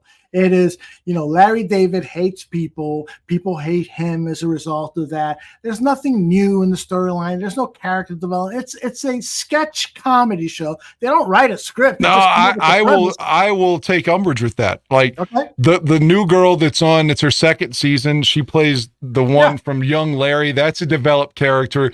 Leon came on in like season 6 and become a star, but Leon was a new character in season 6. Like I said, Cheryl and he broke up and got with Ted Danson. So yeah, characters do develop on it. There's a couple of times. You're right. Couple of times that Jeff and Susie have broken up. By the way, let me plug that real quick. Jeff and Susie are doing a podcast just the way The Sopranos did. Like they're doing one episode at a time, from episode 1 through the last one this season, nice. Where they break down every episode, and they'll have guests throughout too. It's called The History of Curb Your Enthusiasm, and they'll talk about things like, I listened to the first episode, like the music. They were talking about how the music got selected. Like Larry was working for Seinfeld and had one of his assistants, he saw a commercial and had one of the assistants, he's like, find that song for me, whatever that was. And it was like 3 years before he ever did Curb, but he knew he wanted to use it somewhere. So, and it wasn't easy to find shit in 96, 7 like that. So you get nuggets like that. And what they would do differently, they were like, oh man, that looks so bad now. But they're like, yeah, but it's 2000. Yeah, I know. I'm just saying, but you compare it to today and that shit looks weak. They were talking about, some of the filming. So if you like inside baseball kind of deal, like that show is really good. Yeah, sounds good. I would like to see that. By the way, the other night, Teacher would get a kick out of this. I'm watching an Alfred Hitchcock movie. He's a director that I love because of his work. But, you watch the films nowadays and you see through, the rear screen projection, clearly it looks phony and shit like that. But his very first film, on all of the wide shots, instead of going out and filming wide shots of a car, driving down the street, they used models. And so they got these fucking little doll figures inside the car, and it's clear these are fucking dolls in a car going down a miniature set. They used to call it back there, a miniature set. And he did it over and over again in the movie, and it started to become a comedy for me. I'm not laughing at that. Look at how stupid that looks. The last scene of A Nightmare on Elm Street. Again, it's 1984, so it's not like CGI was around, and I know it was a low budget film at the time. But the last scene, Freddy drags the mom, Nancy's mother, through a door, through the window of the door. It's clearly a fucking baby doll. And that's always bothered me. It's clearly a doll, the last scene. If you can't do it better than that, then don't do it. Yeah. Well, we could do a whole show on bad, special effects. Like James Cameron is one of the greatest filmmakers of all time. Particularly, he basically introduced CGI with Terminator 2, sensational stuff. But in some of these movies with Arnold Schwarzenegger, it is so clear that it's not Arnold Schwarzenegger riding horseback in True Lies. It's a stuntman. It's, over and over again, there's Arnold Schwarzenegger's stuntman just doesn't match up with Arnold Schwarzenegger, the real man, the real actor. And for James Cameron not to be totally upset about him because he's such a meticulous son of a bitch, they call him, about details like that. I was amazed. That's not fucking Arnold Schwarzenegger in the house and that horse. That's some guy named Joe. Well, that surprised me. I need to rewatch True Lies then, because if you think about it, Arnold did that horrible movie Red Sonja, and he did the 2 Conan movies, The Barbarian and The Destroyer, which I don't like any of those. They're not my genre. But he's on a horse the whole fucking movie, right? On all 3 of those. So it's surprising that if he really can't ride a horse, that's surprising. Mark has a question for me. Maybe Tucci can help me with this. Do you know who appeared in the most Hitchcock movies? I gotta say, trick question. I know who it is. Hitchcock, because he always put himself in the movie. You got it, brother. You got it. Second, I'd have to say Jimmy Stewart, though. Yeah, that would have been my guess, or maybe his daughter, because she was in several movies. But Dad, did you know that in Alfred Hitchcock movies, after a certain point, like maybe his fourth or fifth movie, he would always make an appearance, as a guy walking down the street or whatever in a movie, in his movies. And then after a while, he started doing it real early in the movie because people were complaining that they were spending the first hour of the movie looking for him on the screen. So he wanted to get it done right away. I didn't know that. I know Scorsese used to put himself in his movies, though. And his mom, right? Yeah, she's in Goodfellas, like Joe Pesci's mom in Goodfellas. She's great. She is fucking great. Peter Jackson put himself in his movies too. Oh, really? I didn't know that. Lord of the Rings and Hobbit director.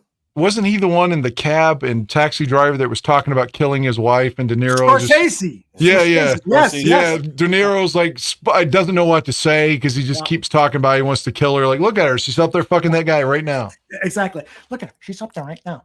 She's fucking him. She's sucking his dick right now. That's a good impression. That's a very good impression. Thank you. Finally, I did a good impression. It sounded a little like Woody Allen, but it sounded like Scorsese too. Two of my biggest influences when I was going to college and studying filmmaker, Woody Allen and Martin Scorsese. So I'm not surprised I subconsciously made that happen. Unfortunately, I gotta go, man. I'm so sorry. No. I'm so sorry. It was so good. I'm glad we could do the show on Thursday. Hopefully we'll be back Tuesday. I hope. We will, right? If I don't have to produce a fucking game, I'll do everything I can to not be late, though. If I have to come in early or something, you just never know. Hopefully high school basketball shit will end soon. So. All right. Well, we got a lot to talk about. The season finale, I believe, of True Detective this Sunday. Oh yeah. No, there's two more. Two more. Okay. So we're getting very close to the finale. We need to talk about that on our next show. We're going to talk about the Super Bowl on our next show, and who knows, we might get some tidbits that Justin Fields is the guy, because now the media, Adam Schefter, is reporting that the Bears are interested in trading the number 1 overall pick, and the tide seems to be changing about keeping Fields and trading. So we'll be talking about that next Tuesday with Dan Aguirre. Dan, get out of here. Go save some lives. Tucci and I will wrap things up. And we should talk about Vince McMahon shitting on women. Oh my gosh. Yes. Literally shitting on women. And forcing the woman allegedly to suck his friend's dick while his fecal matter was pouring off of her. Yes. Man, that's like the worst thing I've ever heard. How I have heard a change. 10, 15 years ago, I would have been, really? There's their tape of that? I got to go. You all take care. You take care. So long, Danny. He is Mr. Dan Aguirre. How are you, Tooch? Doing all right. All right. There we are. Yep. Oh, there we go. Yeah, doing all right. I'll give away a couple prop plays for the Super Bowl I like. Yeah. Just in case people don't tune in tomorrow night. Yeah, why not? Yeah. I got let me just first say that weekend sports betting tips. I know a lot of you guys like to place a bet, especially on a big game like the Super Bowl. But Tooch will tell you, college, if you want to make some money, college basketball season is the time to get your fucking bets in.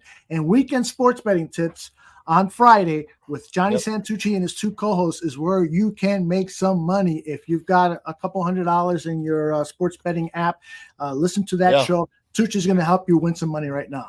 Yep. Yeah, I like 4 bets. My favorite is Harrison Butker over 1.5 field goals. That's at -110. So just him to kick 2 field goals. That's all. I had this bet with the Bengals when Bengals were in there. Evan McPherson, they lost to the Rams a couple years ago. I also like Christian McCaffrey over 18.5 rushing attempts. I think he gets to 19, 20, maybe more of rushing the ball. And that's rushing attempts is -128. Brock Purdy over 12.5 rush yards. That's just a couple scrambles. Yeah, Bobby just needs like 1 or 2 scrambles. And then George Kittle over 47.5 receiving yards. Just I think Kittle can hit that with like 3 catches. Kittle. Okay. So those are my 4 favorite. So Buckner, you've got under on 2 field goals. Over 1.5. So over 1.5. Yeah. All right. And then to kick 2 field goals. To make 2 field goals. To kick them, the attempts, or to make them? To make, 2 field goals, over 1.5 field goals made. Yeah. Gotcha. All right. Yep. And then Christian McCaffrey over 18 rushing attempts, correct? Yep. 18 and a half. Yeah. So he's got to have 19. Yep. Gotcha. 18.5. All right. And then Brock Purdy, you got him over on what was that, rushing yards? Over 12 and a half rushing yards at minus 130. I love that one because in the game against Detroit, I think he really got his confidence going on those scrambles. And he was like, yeah, you're not going to fucking guard me with the potential of running down. So he could continue that with KC. And I then like the the last Mahomes one too. I think it's like 25 and a half.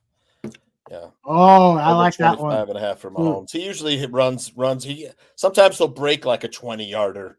You know, just keep running. You know, he's not that fast, but he's, you know, he'll be like run just escaping, you know. You're right. He's not that fast. But it's unbelievable how he gains those yards. And then the fourth one of the first George one Kittle. that you gave was Kittle. What was that one again? Over 47 and a half receiving yards. Okay. So that's probably about 4 catches for Kittle.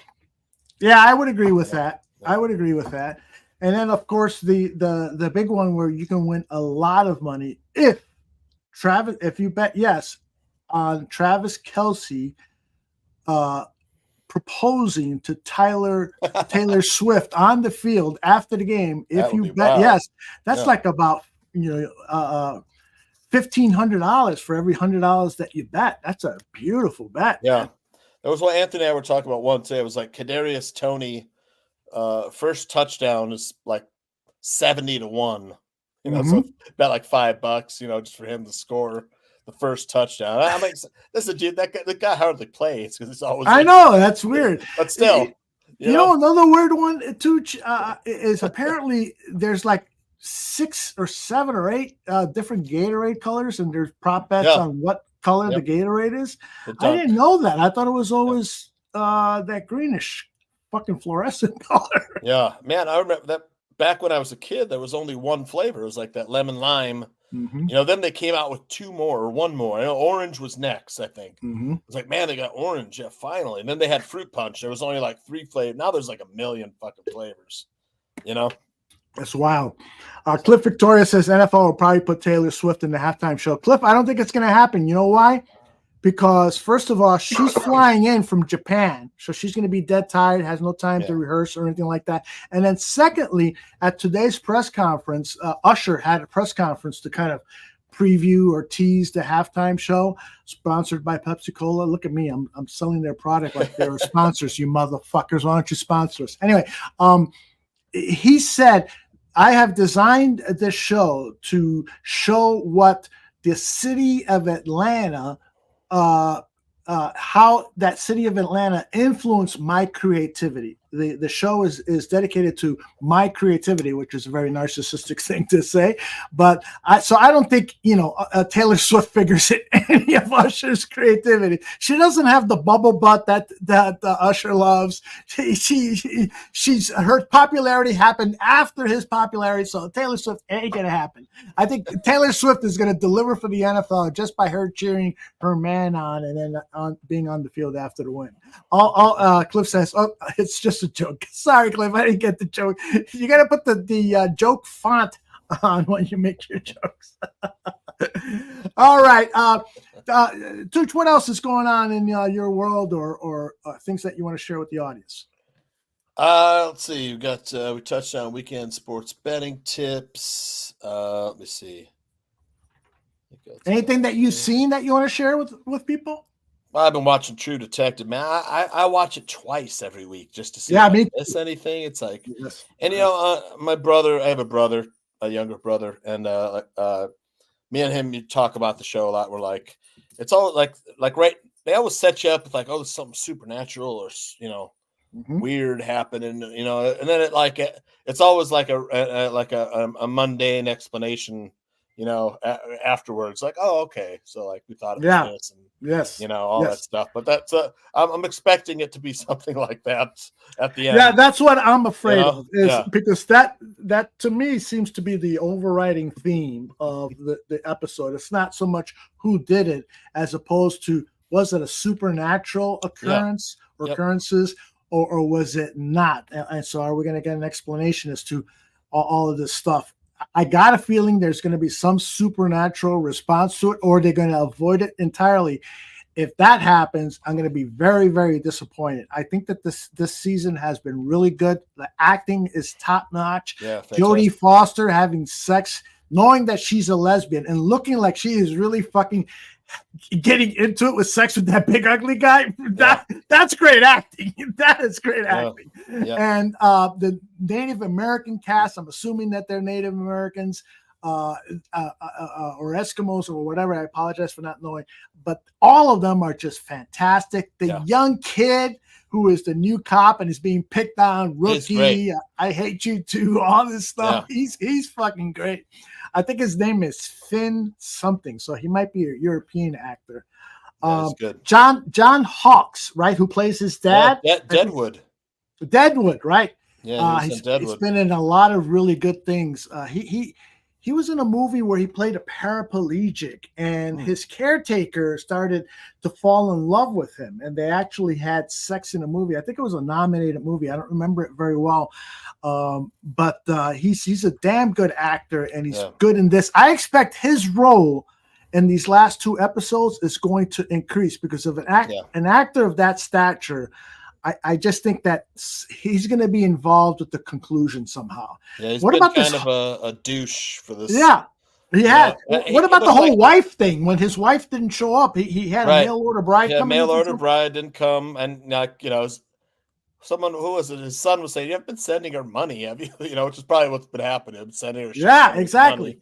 Money. Exactly. There's but do you think that he might play a role into what's going on with the murders? He was the chief of police before Jodie Foster got there. She came and he was demoted, is what everyone assumes, right? Yes, that's the assumption, correct. Yeah. And I'm like, he's horribly bitter about it. Yes, he has no respect for his boss.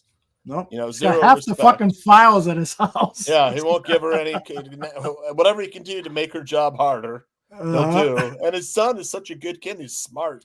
He's a sweetheart. He's a hardworking he's guy. a prodigy, that she's super happy with the kid. Mr. Mayhem says John Hawk's character is a simp and a loser. LOL. Yeah. Well, I got a feeling you might be right, but I got a feeling also that there's the sinister side to him, and it might be revealed in one of these next 2 episodes. Yeah, I mean, they set us up with the supernatural stuff. There's been ghosts, the ghost of Evangeline's sister, recently, who took her life in this last episode. Hopefully I'm not ruining it. Sorry about that. But and then Travis Cole, who has the same last name as Matthew McConaughey's character from season 1, Rust Cole. I think there was my brother said he rewatched season 1 and said Rust said I was up in Alaska recently visiting my dad or something, or visiting my brother. I can't remember what he said, but that ties into season 1, because Travis, the ghost who pointed Rose to the bodies out on the ice, he has the same last name or is related to Matthew McConaughey from season 1.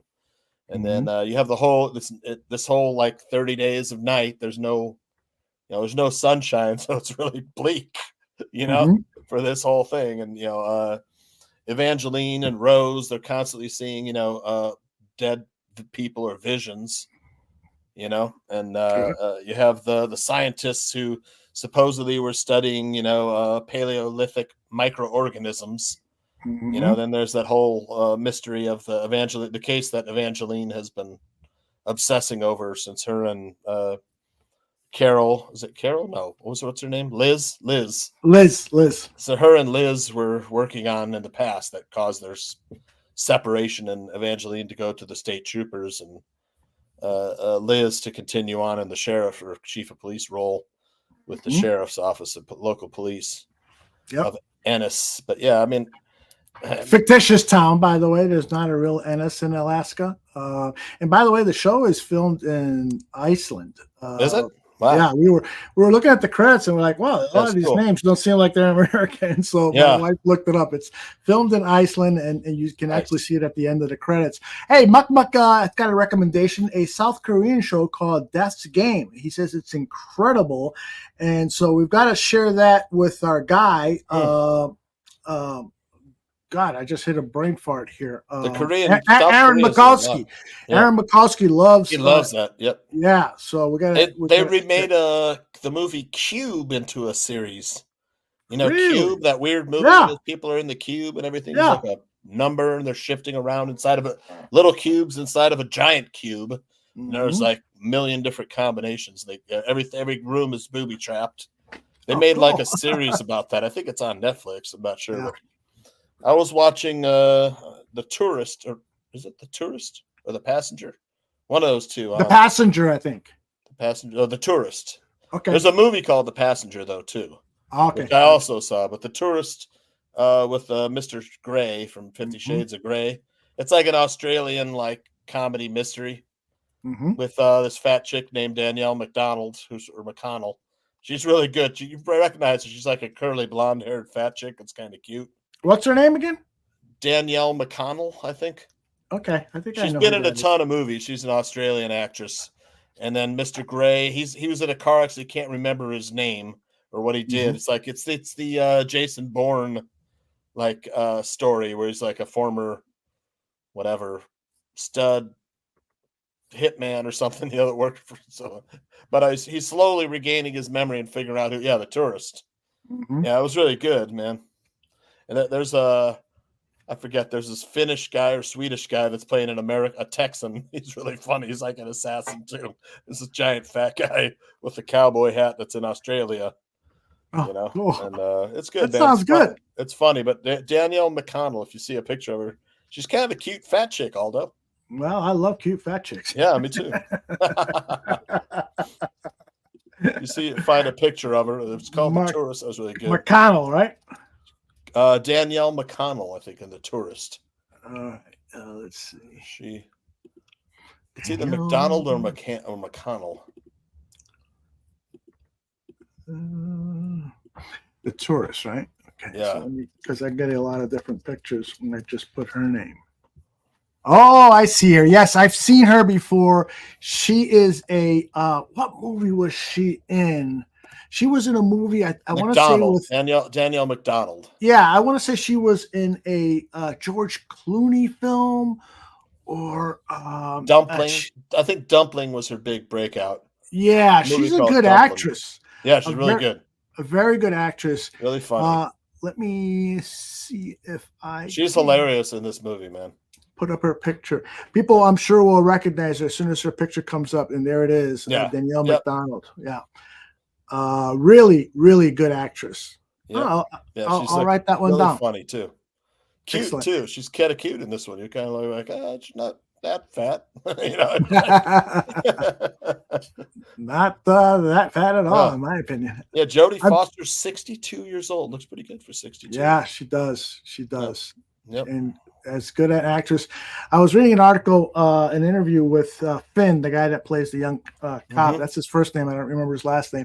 But he said that working with her has been such a thrill. He has never felt intimidated by her. When he makes a mistake on the set, she laughs it off or just doesn't worry about it. He feels so comfortable acting. A young guy like that would feel maybe intimidated by a Jodie Foster. And he said he has no feelings like that at all. He really enjoys working with her. Hey, I saw a movie that I'm trying to find the title of it, but I can't. Maybe you've seen it. The reason I watch it is because I was scrolling through the Comcast menu list, and Rotten Tomatoes gave it 100%. Well, it's like 2-3 critics. I soon learned thereafter. But nonetheless, the premise of the movie is there's a guy who is married to a woman. They live in this great apartment. But he's a photographer. She's a movie production assistant. He's a photographer, and she's got to go for a week to work on a movie set. And she tells him, I don't want you laying around on the sofa, drinking beer and wasting your time. Go out, shoot some pictures, perfect your craft and so forth. And so he reluctantly does that. And so he goes out across the city, starts shooting some pictures. And so he's in this lot where there's a sign that says 5G ruined my life. And so he's composing the shot, and then all of a sudden some guy comes out from behind that sign and stands next to it about 5-10 feet away. He goes, get out, you're it. I can see you, get out. and so the guy is like, well, you can see me? You can see me? Well, as it turns out, he's a ghost. And he has been a ghost for a while, and nobody can see him except that guy, the photographer. And so it also turns out that they know each other. The photographer knew this guy in college, and the kid wanted to stay in touch, and the photographer never did because he's not a very social person and so forth. Well, what happens now is that the ghost, because you're the only one that can see me, I want to be with you every day. The photographer can't get rid of the ghosts. You know, what's it called? I'm gonna find the title, and it is interesting, you know. But you got to go in with somewhat low expectations, very low budget. It's just a kind of an 85-minute sketch comedy thing, but it's pretty good. I'll find the title. Let me see. Let's see. What else have I seen that I want to share with you guys? Anyone in the chat? The Fall of the House of the Usher. You ever seen that? I haven't. I want to watch it. It's on my list. Haven't watched that one. Let me see. God damn. I watched a Showtime show, and I can't remember the name of it, that I thought was pretty good, but I can't remember the name of it. My wife canceled Disney Plus, and then on the very next day she's reading all this cool stuff that's coming to Disney Plus, so we might have to resubscribe to it. So it's this whole streaming thing has just gotten fucking out of hand. Yeah, it's tough.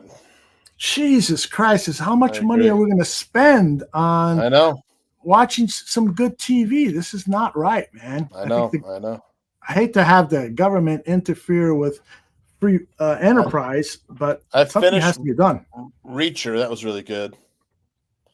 Oh yeah, I've been dying to see that because I see these YouTube shorts, and really good. Jack Reacher's always beating the fuck out of somebody, and I want to live vicariously through him. I know, right? Yeah. So you saw season 2 and you liked it, huh? Yeah, I like season 2. Yeah, that's all. He's always good. That guy, whatever his name is, the Alan Richson. Man, I just can't remember what I watched. It was on Showtime. It was really good. I can't remember. Robbie says, if I like 24, should I watch Reacher? I would say probably. Definitely. Right? Yep. Yeah, definitely. By the way, 24, I hated the politics, but that was some great fucking TV. That was what was the kid's name? Sutherland's Kiefer Sutherland's son. Kiefer Sutherland. Yep. Jack Bauer. Jack Bauer.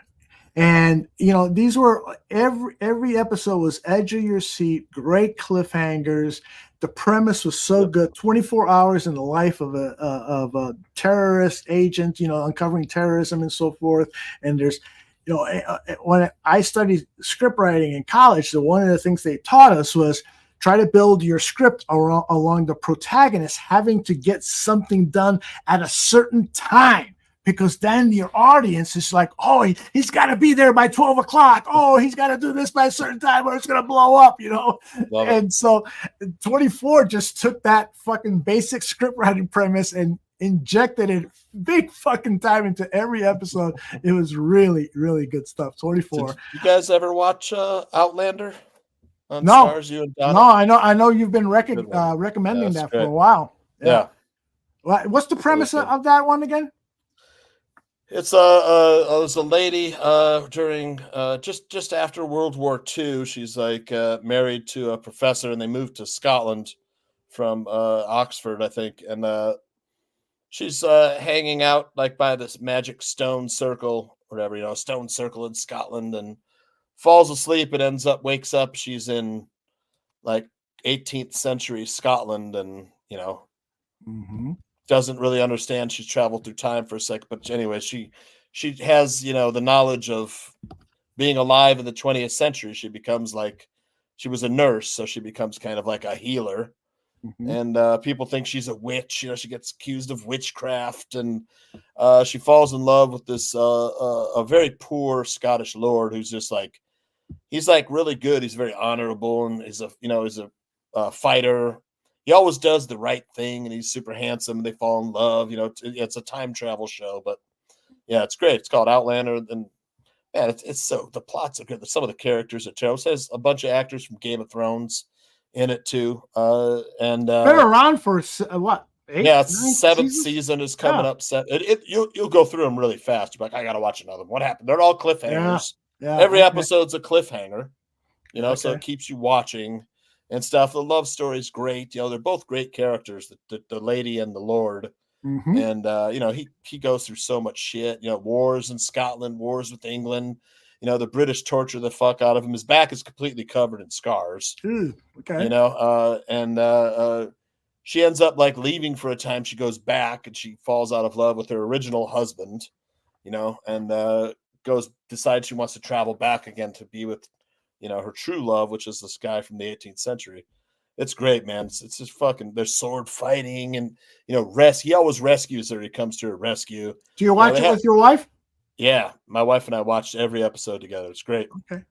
Because my wife, she typically won't go for these sword type shows. Yeah. But once I finally twisted her arm enough to watch Game of Thrones, she was addicted, man. We did a fucking 3-season binge in one weekend. It's like timeless, this one. The novels were Diana Gabaldon novels are super popular.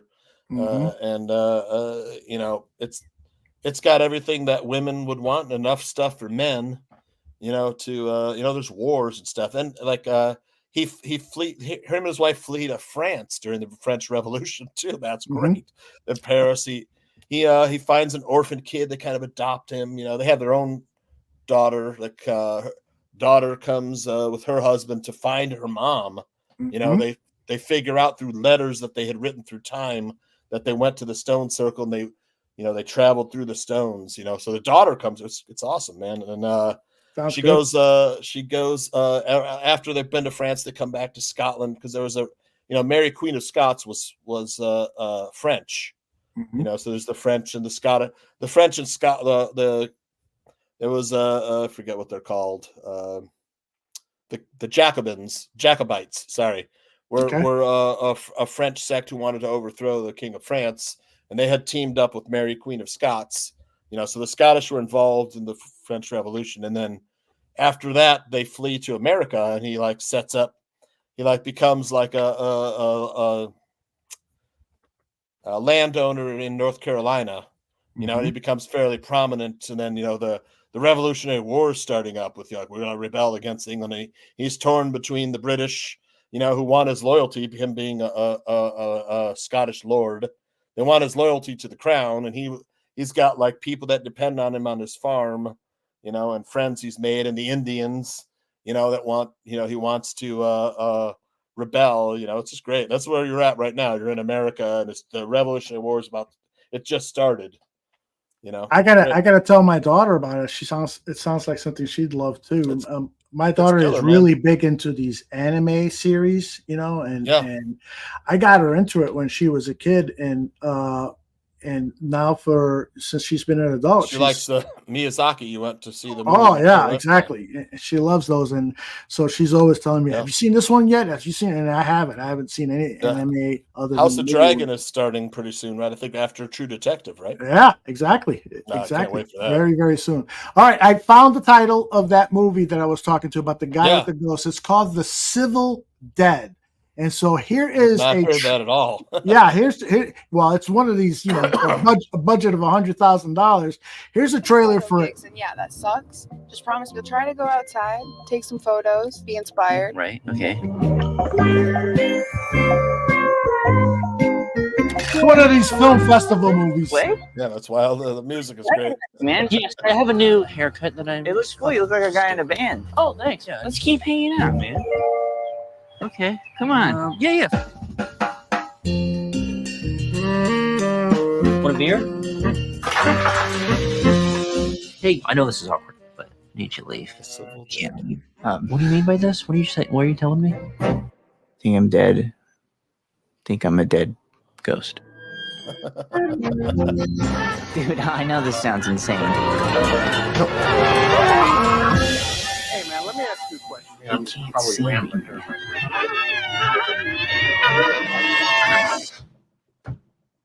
I'm sorry. I don't really know what to do with myself. Maybe I'm here to help you. fix you in some way. There's nothing to fix here, man. I'm good. I've been following you around for a week now, man. You're a loser. Okay, well, I got an idea. What's wrong with you? I just lied to my wife. I need to slowly work you into my life. Actually, yeah, that's right. Yeah. Where are you guys going? Maybe I could just sit with you. I hate that you think I'm scared. You're haunting me like Casper the damn ghost. Casper is a friend. Okay, I'll admit that wasn't the best reference. But you gotta admit, on the scale of scary shit that's going on right now, this isn't that bad. Thanks, pal. That's the funniest part of it. Is the guy, the poor guy is sleeping, and he wakes up and there's this ghost figure with the back lit, looking terrifying, and he won't leave. I was like, fuck, oh my god. It's I cannot say it's a great movie, but it's a great fucking premise. I wish Tooch and I would have written the script. Give us the premise, we would have done a better job, but it's still an entertaining movie. worth your. It's less than 90 minutes, so it's worth your time. Good stuff. I like it. Sounds great, man. Yeah. Ravi says that he likes these fartsy movies. Yeah, Ravi, I'm with you, because I was involved in that movie world for a little while where, you just got a few dollars to try to make a movie done. And those who have succeeded, like these guys, because it was shown at Sundance, it's pretty good, given some attention. And a lot of times you get these great filmmakers come out of, the woman that directed Barbie, Greta Gerwig, she started. Right. Who else? Has been a big time filmmaker. Even Scorsese, Mean Streets, and I think he did another one before that. That was, low budget, artsy, fartsy stuff. Stanley Kubrick did a movie called Fear and Desire, and he was. Tooch, do you know the story about Kubrick? He was a photographer, got hired by Life or Look magazine, took pictures and so forth, but he was always interested in motion pictures. And so he decided to make a movie. He raised some funds from his family members and stuff, shot the movie, and he said to himself, you know what? I'm just going to shoot the movie and not worry about sound because it's cheaper, not to have a sound man on location stuff. So he shot the whole fucking movie with no sound. Everybody was just voicing. And then he says, now I'm going to put the movie, the dialogue in post. And he was like, that was the fucking stupidest thing I ever done. You know what it is to synchronize 90 minutes of people talking and coaching the actor and blah, blah, blah. He said it was a fucking mess. And when you see it now, you can tell, this doesn't feel right. This doesn't sound like the actors and the voices are matching. They say he faked the moon landing, right? Right. That's a rumor out there that Hollywood hired him to fake the moon landing. I don't think that's true. Well, it's like if you watch the moon landing, there's like, okay, there it is. Who was filming when the thing was taking off from the moon? It's like, the camera like tilts up. It's like, somebody tilted up the camera. It's like, right. J2K say, didn't Star Wars do that too, to an extent? Well, all movies now, probably 75 to 100% are all ADR, automatic dialogue replacement. The technology has gotten better since that time Kubrick worked on Fear and Desire, where it was just much more primitive to add in dialogue and match the lip syncing. Now it's much easier because of the technology. Yeah, they did that with Darth Vader. They had a camera on a timer. Oh, okay. On the liftoff. Yeah, okay. Broadcast. What's your favorite Kubrick movie? Are you familiar with his work, first of all? Yeah, 2001 probably. Yeah, okay. Full Metal Jacket, The Shining. Full Metal Jacket, yeah, absolutely. Full Metal Jacket or 2001, those are my two favorites. Full Metal Jacket's amazing. Did you ever see Doctor Strangelove? Peter Sellers. How I Learned to Stop Worrying and Love the A-Bomb, the worst title. Doctor Strangelove. But that is, if you like black comedies, over-the-top comedies, I highly recommend that movie. It's a great movie about Russia and the United States and the nuclear scare of the 60s. What else did he do that I really fucking liked? Somebody mentioned Mr. Mayhem said Eyes Wide Shut was a weird movie. It's unfortunate that here in America we never got to see his unedited version, because what happened is it was semi pornographic. It was you never saw actual penetration, but Warner Bros. Was just so afraid that the movie would not play well in southern states where they tend to be a little bit more conservative about stuff like that. So they had Kubrick digitally put in people under the shots of people. Right. I remember that. Yeah. And so it didn't destroy the movie by any means, but you always, with an artist like Stanley Kubrick, you want to make sure he gets it done the way he does. And so apparently there's some European prints of the movie that have all this undoctored his footage. cut. Yeah, his cut, huh? I'd love to see that. Yeah, he was working on AI, but he passed away, and Steven Spielberg finished. Yes. AI was brilliant. Oh, yes. And it really feels like a Kubrick movie, doesn't it? Yep. Yeah, really good. I liked Stanley Kubrick a lot. Ton of movies. He did a film noir movie called The Killing with Sterling Hayden, and it's basically like a documentary of a racetrack robbery where he's going to bring somebody in to shoot a horse during the race, and during the commotion of the horse being shot during this race, rob the racetrack. Right, and it's a great fucking movie. Yep. Great fucking movie. Let's see what else. He only did 10 or 11 that was like movies. an inspiration for Tarantino's Pulp Fiction. No, not Pulp Fiction. Reservoir Dogs. Yes. Robbery. Yeah. Mm-hmm. Yep. Kubrick did indeed inspire so many great directors. Absolutely. And then you mentioned 2001: A Space Odyssey. Do you recall your first experience watching the movie? I'd seen it once. Like for the first time, I didn't think it was all that great. I'm like, man, I don't know. A lot of people feel that way. Yes. Yeah. And then I watched it again. I probably had a lot of drugs, and I was like, this is kick ass. Exactly. The music is fantastic. I forget the composer's name that did like Jupiter and Beyond, which is that chanting, during the latter end, this trip out part, A lot of classical music, the Blue Danube, the Strauss waltzes in the beginning. Yes, but Georgiou was like a Romanian composer that did like the latter half when they travel inside the artifact and the deep space journey. That's just brilliant. That stuff, man. Absolutely. It was definitely, and they advertised. It came out in 1969, and so when the studio saw what he had done, they were like freaking out, saying, a lot of people don't want to watch this. They're not going to understand it. They don't know what the fuck. What are we going to do? And so somebody came up with the idea, because LSD was very popular at the time, and so the tagline on the poster was something like "One hell of a trip." And so that's what made the film popular at the box office. There were teenagers and young adults dropping LSD and watching 2001: A Space Odyssey. It helps. Exactly. Definitely helps. definitely helped. Yeah. I had a school teacher at the time who hated the movie, and I was defending it. And he goes to me, Aldo, it's called show business, not show arts. And I'm like, okay, I get it. You got to make money. And he was like pissed off because he didn't think it was a commercial movie. He, besides being a school teacher, he was also a projectionist. And so he knew that, having popular movies was good for business, Yeah. So the ending was, it took a while for me to like kind of fully digest what had happened, and it's basically the same ending at the end of AI, where the aliens come back. They get, bring the let the astronaut die peacefully of old age so they can move into the next stage of life. Exactly. Same with AI.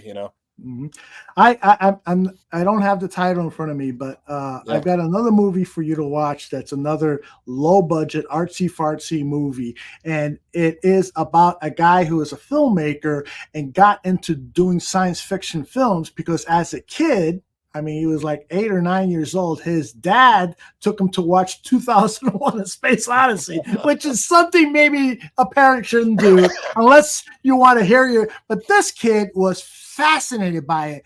And there's these great shots of the people in the audience, some of them asleep, some of them, doing their nails, while they're watching. And then some of them fascinated, like he was as a 7-year-old, and the camera zooms into him. As a 7-year-old, he was just totally taken by it. And the rest of the movie is about his career trying to become a science fiction filmmaker. I'll find that title and share it with you. I think you'll enjoy that. Nice. Oh, Dave, Paths of Glory was yes. Aldo and I have talked about this one for a few times. Yep. Yes. I saw it again recently. Every once in a while, I try to watch it once every couple of years or so, because this is the movie that really stimulated my love for cinema. And I think that's the best way to. Some people make movies, popcorn movies like Fast and Furious, which are all great. And some people make arty movies, and Kubrick made, I think this was his first arty movie, but it was about war and with lots of action in it and great performances by Kirk Douglas and others. A fabulous anti-war movie. Yep. All right, my brother. The theme in Full Metal Jacket. Yes, he did. Yep. And I was a little disappointed when I first screened that, went to the theater and saw it. I was like, this is one of his better movies. And then I've seen it 2 or 3 times, and it's like the same thing. More and more appreciation. I understand that now. I understand that. He was it was like around the same time as Platoon. So you had kind of Platoon was a little more straightforward. Yeah, a little more accessible for the audience. Accessible, yep. And Full Metal Jacket, you kind of had to go around to get to the inside, Yes, great way to put it. Both good movies.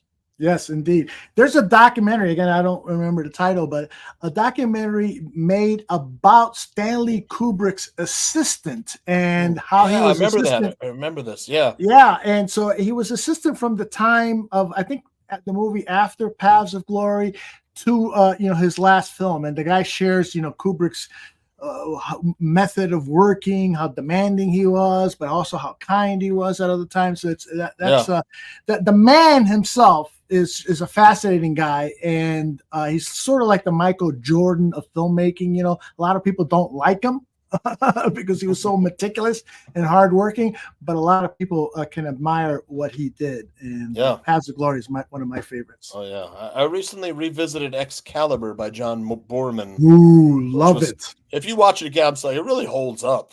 Yeah, it does look good. Man, it's intense, man. It's a great movie, and the filmmaking is fantastic. I saw it. I'll never forget this. I saw it at the Carnegie Theater, which is in Rush Street in Chicago, and there is this scene where a gladiator in his outfit is having sex in full armor, having sex, and I'm like, that's one of the greatest images of all time. Have you ever seen Liam Neeson and Patrick Stewart are in that movie? I didn't know that. Liam Neeson. He's so young. Holy shit! And yeah, in 1981, and you think let's see, that was 43 years ago. So Liam Neeson, was probably 30, 28, 30, maybe younger than that, right? I haven't seen Poor Things. What's J2K says this is from the same director who did The Lobster, which I have not seen yet, J2K, but I hear it is super wild. It's some weird story about a person who is a lobster or something like that. If you can give us a quick description, J2K, but I've been wanting to see The Lobster, but I got to be in the right mood for something as weird as that one. But Poor Things is by the same director. We'll do some research on that. Thank you, J2K. Skylark says ILM, Skywalker Sound, Pixar, THX, all George Lucas companies and more that James Cameron, Spielberg, and other directors, producers have used in their movies. You're absolutely right. Lucas came up with the idea for ILM. It was the first Hollywood super special effects film. They were innovative. They were doing stuff no other special effects studio was doing. And George Lucas was the first. Basically he was using the people for Star Wars, and then made the company afterwards, if I remember correctly. And ILM is probably, if they haven't already, is probably going to get an honorary Oscar someday. Tucci, pay attention to the Oscars at all? I was thinking about asking you if I hadn't heard who the nominees were this year. Yeah, it's coming up. It's like a month away, right? Yeah, exactly. I missed the Golden Globes this year. I did see the Grammys this past week. Did you see it over the weekend, the Grammys? No, I did not. I can't remember where I was. I think I was out of town, but I gotta tell you, man, I really enjoyed Sunday's Wasn't Grammy. somebody arrested at the Grammys? Oh yeah, Like Killer Mike or something. Killer Mike Yeah. was.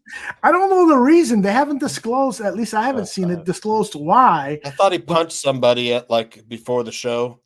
Oh, They pressed really? charges or something like that. And so they waited till after. I think he won during like the 2 show, or he 3 went up- Grammys. I went up on stage and you're under arrest. Yeah. Recently, I saw Piggy. Do you know this movie? Piggy. It's like there's a fat chick who's bullied, and there's like some guy who's like sees her getting bullied, and he kind of like protects her and stuff, and ends up murdering like people for her or whatever. He like falls in love with her. He's like a loner. It's a Spanish movie. It's actually pretty good, man. I'll have to check that out. Yeah. Piggy. It's a Spanish film. So subtitles. Yes, subtitles. Yep. All right, and there was something I wanted to share with you, and now I don't know what the fuck I did. Right. I remember that J2K gave us a little synopsis. Yeah. Yeah, you become an animal. So this is Poor Things, or Lobster, I should say. You become an animal of your choice if you don't find a mate by your 30s. To avoid becoming a lobster, he has to find a wife. That's the line right there that I had heard. I was like, okay, I might have to be in the right mood for this one. I gotta see it. Yeah, absolutely. He says it's good and dark. Lisa Ann, I wonder if Mr. Mayhem is talking about the pornography woman, Lisa Ann, got arrested I don't know. I'm not up on the hip kids right now, you know. Do you know Lisa Ann, the porn star? Oh my gosh. She did a famous porn movie called Nailing Sarah Palin. She played Sarah Palin because she looks just like her, except she's got like massive bubble silicone injected titties. Nailing Palin. Yes, Robbie. So I wonder if he was referring to that Lisa and Mr. Mayhem. Anyway, I did want to say this one thing about the Grammys, and I wish YouTube and the copyright police weren't so adamant about stuff.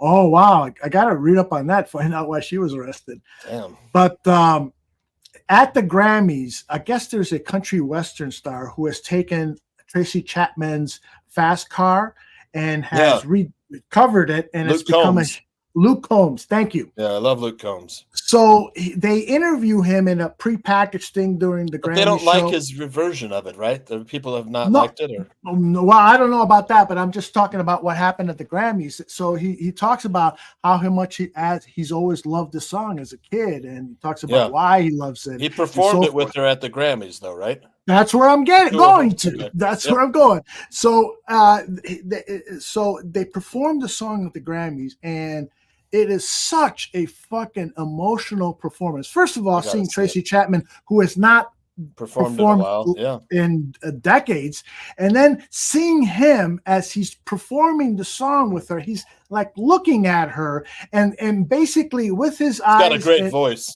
He does. Yeah. But he basically saying, this is your moment. This is your song. I'm singing alongside you, but it's yours. And it was such a moment of affection and admiration that I started to tear up during the performance. And I've seen it 2 or 3 times since. Do you know any of his music?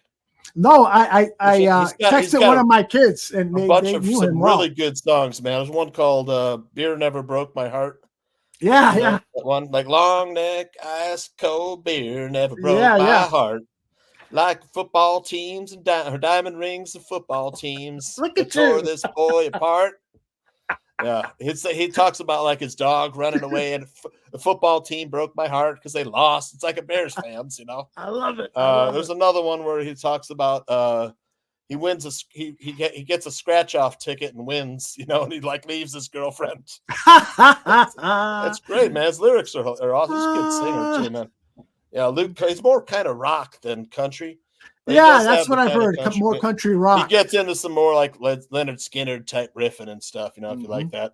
You know, if you like Skinner, you probably would like Luke Combs. But Well, I gotta believe that his record sales just skyrocket after the Grammys because so many people who love different genres will watch that show, and his performance was just sensational. And it's great to see Tracy Chapman. He's back. really more kind of classic rock, Luke Combs. If you like classic rock, Absolutely. I'm a big fan of classic rock. There was one other thing regarding the Grammys that I wanted to mention, but I'm forgetting what it was. Nonetheless, got anything else? Let's pull the plug on this one. It's 11:15. I know you've got the magazine to work on. Well, I got to have sex with the wife because my wife's been working like almost every night.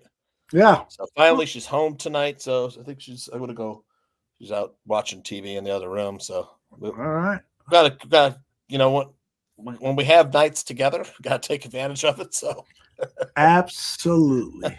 It's like usually I'm like going to bed. I put the girls to bed. Then I'm like go crawling in, watching something on TV. I get a kick out of Hell's Kitchen, man. I love Gordon Ramsay. Oh yeah. I try to think about like the dude. Not only is the dude inspiring, but he's also entertaining. I'm like, there's not a lot of people that are, because he's worked hard. He's this bigger than life personality. But not only that, he's funny, and he's like, he's very demanding. And he's got this bigger than life, like menacing presence and stuff. There really isn't anybody like him on television. I totally agree. I totally agree. I don't watch a lot of his stuff, but every time I see him, whether it's a clip from the show or seeing him interviewed, he's a very impressive figure. Former athlete. Oh, I didn't know that. He was like 15 or 16-year-old kid. He was like the next big soccer player, footballer, and then he tore up his knee and couldn't play again. He was going to be the next star, really? what is it? Rooney or whatever, Wayne Rooney or Harry Kane. He was like scouted. They signed him to a deal when he was like 16 years old, but he gave it up after he was injured and became, went into the cooking, built his empire, of restaurants. Even my hometown has a fucking Gordon Ramsay restaurant in Naperville. Is that right? Yeah, my brother's like, we'll go there sometime. It's like, I ate in one of his restaurants once in Heathrow. There was a restaurant called Flight. Not sure if it's there anymore, but really good food, man. Well, if his restaurant is still open in Schaumburg, I want to go over there and eat because I don't think Schaumburg's got one too now, huh? Yeah, I think so. By the way, Skylark talking about Hitchcock movies, North by Northwest and Rear Window, 2 outstanding films. And Hitchcock had this theme in a lot of his films where it was the protagonist was somebody falsely accused of something. And Cary Grant in North by Northwest Jimmy was Stewart. suspected of killing somebody at the United Nations and then goes on the lam. And it's a really good movie. And Rear Window is Jimmy Stewart in his apartment. He's laid up because he's got a broken leg. He sees with his binoculars a murder. Raymond Burr murdering some woman. Good stuff. The Birds always freaked me out too. When I was a kid. By the way, The Birds is fucking phenomenal. And I have been saying this, and I get destroyed every time I bring it up in social media. I really do believe it should be remade. I know it's a Hitchcock classic, but with the special effects that they have now, to see the birds attacking those school children coming out, to see the birds attacking this whole town and basically setting it on fire, that has to be redone with today's special effects. I'm sorry, it just has to. Yeah.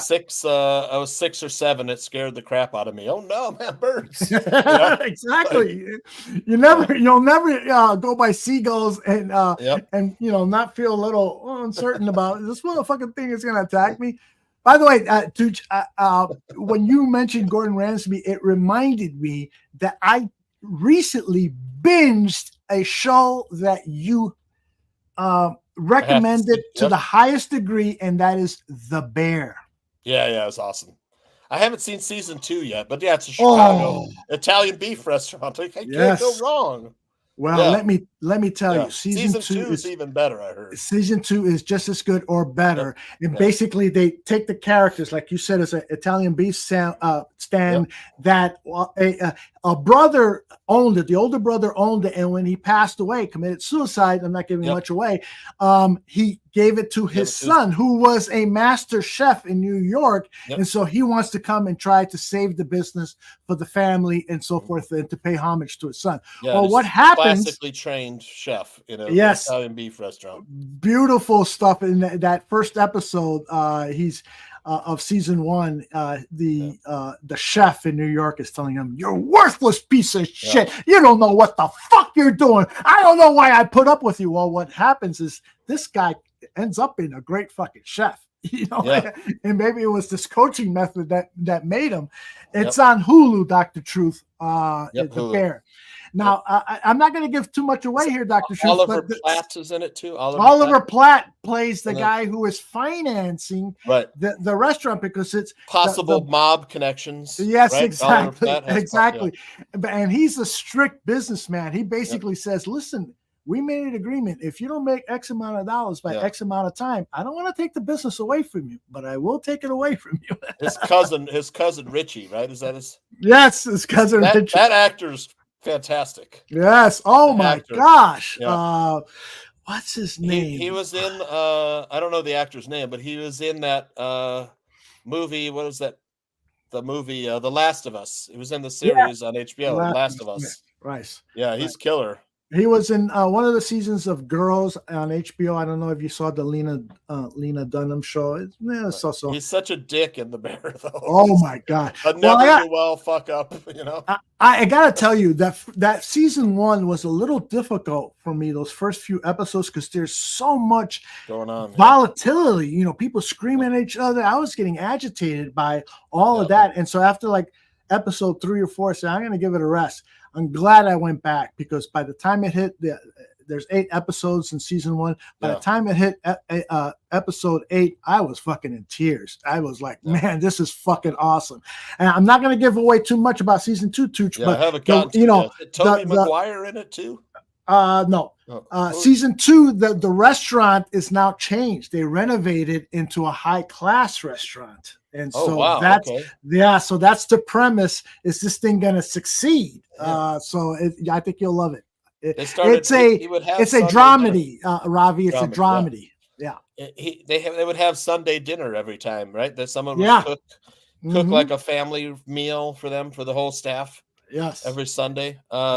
Is it who's there's someone like is it Elijah Wood that's in this one, or? In season 2, the new cast member is J2K. It's also a love story in season 2, definitely. Yeah, Eben Moss Bacharach. That's who the actor is that plays cousin. They call his cousin Richie. Cousin. Yeah, it's cousin Richie. Yeah. He was also in the Punisher. Eben Moss Bacharach. Okay. Yeah. I think he's an English actor. Is he British? Okay. I think he is. But man, oh man, Eben Moss Bacharach. Yeah, I'm trying to think who is in season 2. I don't think they got a big name actor in season 2 that I can remember. Oliver Platt. But Joel McHale is in this. He was in episode 1. He's the New York chef. He's the chef, right? That's on him, right? Right. There are a couple of new people who working at the restaurant, but not. Are you talking about Alex Moffat, who was in Saturday Night Live? Yeah. He was in Saturday Night Live, and he's got a small role as one of the assistant chefs, but he does something big towards the end of season 2. Chicago guy. Yeah, that's right. That is the cool thing about it too. Jamie Lee Curtis is in season 2. Oh yes. Right, I remember that. Molly Ringwald. Molly Ringwald, yes. But Jamie Lee Curtis, getting back to her, her performance is so courageous, because she has had no plastic surgery whatsoever. And we're talking about, there are shots of her like this close, and it's all wrinkles and stuff. But she's playing a mentally unstable mom to these guys, and she puts it all out there. What was the movie that you saw? Everything Which Way But Loose. She's in that. It won last year's Oscar. Everything Which Way But Everything Everywhere All at Once. There you go. Yeah. I'm talking about Clint Eastwood movie. Yeah. She won an Oscar last year, and I thought, was that prosthetics that she's wearing to make her look old and pudgy. No, that's Jamie Lee Curtis nowadays. Yep. And John she delivers a Mulaney great and Bob Odenkirk is in the season. Sarah Paulson. Yeah, there you go. Those are the big names. Yes. I love John Mulaney in season 2. He comes to the family dinner on Christmas Eve and he goes, "I'm so happy that you guys are here, that you guys invited me this year. I know you all think I'm gay, but I'm not." Yeah, the Odenkirks went to my high school with Bob, Bill, and really. Okay. Maria Odenkirk was in my grade, my graduating class. And then Bill was 2 years older than me, and Bob was 4 years older than me, or three or 4 years older than me. So Bob, Bill, and Maria, they all went to my high school in Naperville. They're all Naperville kids. Check it out. Yeah. Odenkirk is great in season 2 of The Bear. He plays Jamie Lee Curtis's boyfriend, and he's not at all reluctant to share his opinion about her kids, and lots of great stuff. By the way, if you saw The Walking Dead, the one guy who was in Walking Dead, you just had the credits of John Bernthal. John Bernthal, is he in The Bear this year too? Yes, he's great. Yes, great performance in one of the episodes. One of the episodes from season 2 is an hour long. All of them are like 30 minutes or so, 40 minutes. One of them was over an hour long. And in that episode, John Bernthal should have won an Emmy for that performance. So I have a movie with him in it for you to see. Okay. Recently, which I saw. It's called, what's it called? I think it's called Furious. Hold on a second. John Bernthal. I saw him in a movie with The Rock. I'm on the frickin' website, and it's like easier. Like, Punisher? No. John Bernthal was in a movie with The Rock, where The Rock plays a guy who owns a trucking company, and his son gets arrested for accepting some drugs via the U.S. mail, and so The Rock asked for John Bernthal's help in trying to bust the drug pushers. What's the name of that one? While you tell me about your movie, I will tell you about The Rock and John Bernthal. Bernthal's in Baby Driver too, which is one of my favorite. Oh yes, Baby Driver, and he's great in that movie. If you haven't seen Baby Driver, it's a great soundtrack too. One of the best movie soundtracks of all time. This movie's called Pilgrimage. And it's got Tom Holland, Richard Armitage, John Bernthal, and it's about the very first scene you see is like some dude getting stoned to death who apparently was a disciple of Christ, and like I think there's an artifact. It's like a relic, holy relic, and it's been stowed at this monastery in Irish coast or Scottish coast, somewhere northern England or Ireland, and they've got to bring it to escort it to Rome or France or somewhere. Anyways, and John Bernthal's a mute brother at this. So him and Tom Holland's like a young novice, and there's a few other John Lynch, who you probably remember. He's like really dark eyebrows and stuff. They're the brothers who are leading. They're supposed to bring it here, and people are trying to steal it, and they recognize John Bernthal, the mute, as being one of the a crusader, who is like an awesome fighting dude. You have to see it. It takes place. What's the name? No, it's called Pilgrimage. It's really good. It's a fast watch. In 13th century Ireland, a group of monks must escort a sacred relic across a landscape fraught with peril. It's got a great cast, really good. And the whole thing where the mute he just wants to escape, it's like, people keep effing with him, it's like poke the bear, Fafo, he loves the boy, he's kind of like, he doesn't talk, but he protects the boy, Tom Holland. Tom Holland's like, he's trying to protect this relic, no matter what. Is this the Tom Holland from the Spider-Man movies? Yeah. Oh wow, okay. It's like, because this is 2017, so he wasn't as big as he is today. He's a good actor, bigger actor today. But yeah, for sure, really good movie. That movie with John Bernthal and The Rock is called The Snitch. The Snitch, yeah. Someone had it in the chat. Yeah, that must be a while.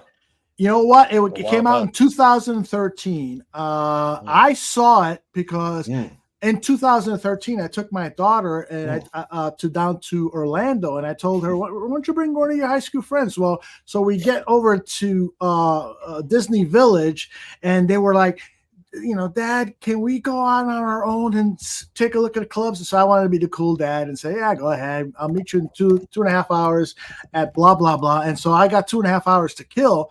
So I went over to the movie theater at Disney Village, and The Stitch was playing. And I said, I don't know anything at all about this movie, but that's the only thing that's playing at this time. So I paid my money, sat down, and when the credits came up and I saw The Rock, I was like, what the fuck am I seeing? I've never seen a Rock movie before. I've never wanted to see a Rock movie before, but I was into it, man. It was really well done. Those what are Fast and Furious movies with him are great too. Hobbs and Shaw, all that stuff. Yeah. Guess what? I'm watching an interview. Stephen Colbert is interviewing Christopher Nolan of how Oppenheimer. Oh, it's great. Yeah. And he is, Colbert makes a joke about the Fast and Furious movies, and Christopher Nolan interrupts and says, I love them. I've watched every one of them, so the franchise. And Colbert is like, really? You? And he goes, yeah, it's a great story arc and great action. I watch it just for the stunts, man. How the hell do they do all the car stunts? Yes, that's amazing. exactly. Yeah, Bernthal's been in a ton. Wolf of Wall Street, Fury, which was a great movie, Sicario, fucking Wind River. That was a great. You ever see Wind River? Never. Oh, dude. Wind River's awesome. That's Jeremy Renner and was it Elizabeth Olsen and John Bernthal. Great actors, right? Yeah, it's God, Graham Greene, who's like a Native American actor. It takes place in I remember him. Wyoming, and she's an FBI agent. She goes out to investigate this murder, and she's like 20 something, and young FBI agent, and she's way over her head. And Jeremy Renner's like the local tracker, wildlife dude, former cop, who like kind of takes her on, like looks out for her during this whole thing, man. And John Bernthal's at the center of the mystery, but a great movie. It has one of the best gunfights I've seen in recent memory. Cool. Like when a movie has a great gunfight, like 48 Hours was one of them. Oh yeah. Nick Nolte and the beginning of the movie with James Remar and what was that one guy's name? God, the big Indian dude. I forget his name, the actor. But yeah, that great gunfight in that one. The Good, the Bad, and the Ugly finale. Gunfight.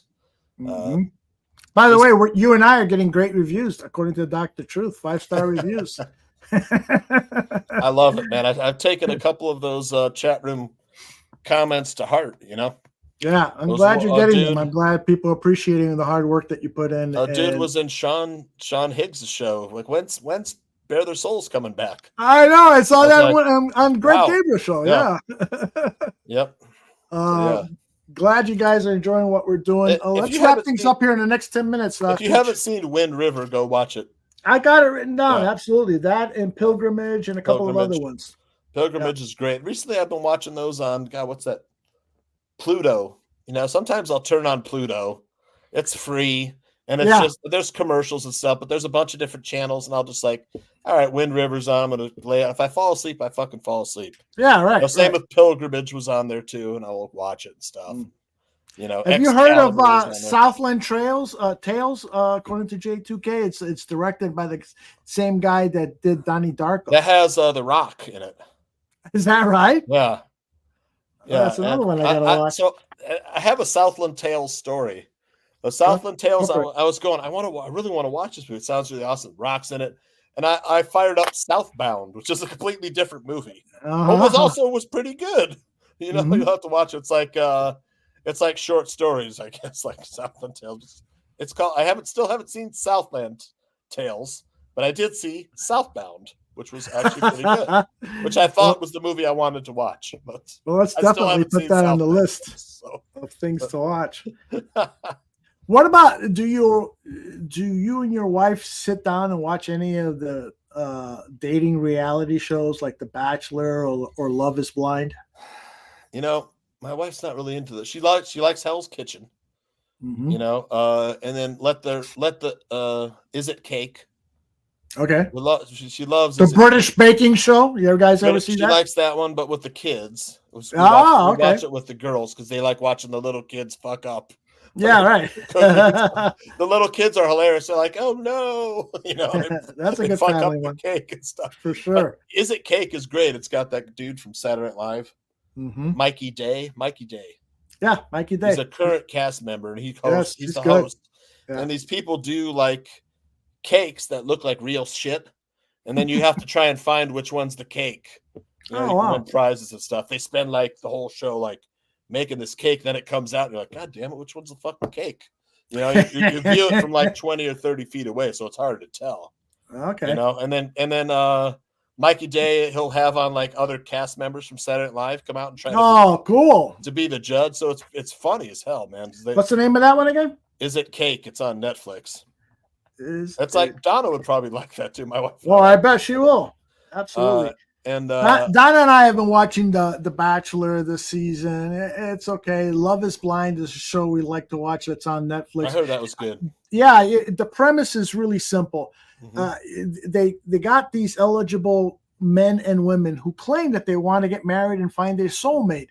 And so the experiment that they put them through is that they have conversations in these pods. So you're talking to somebody of the opposite sex that you don't know, you can't see.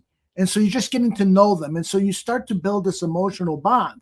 And if you feel like you've grown so close, ask that person to get married. And if that person accepts, then you go through a trial period where you go on a honeymoon to see if sex works. And then you live together for 3 weeks. And then after that, I think you my have wife would like this. yeah. And then after that, you have a wedding and you make that decision whether you're going to really accept the marriage proposal or not.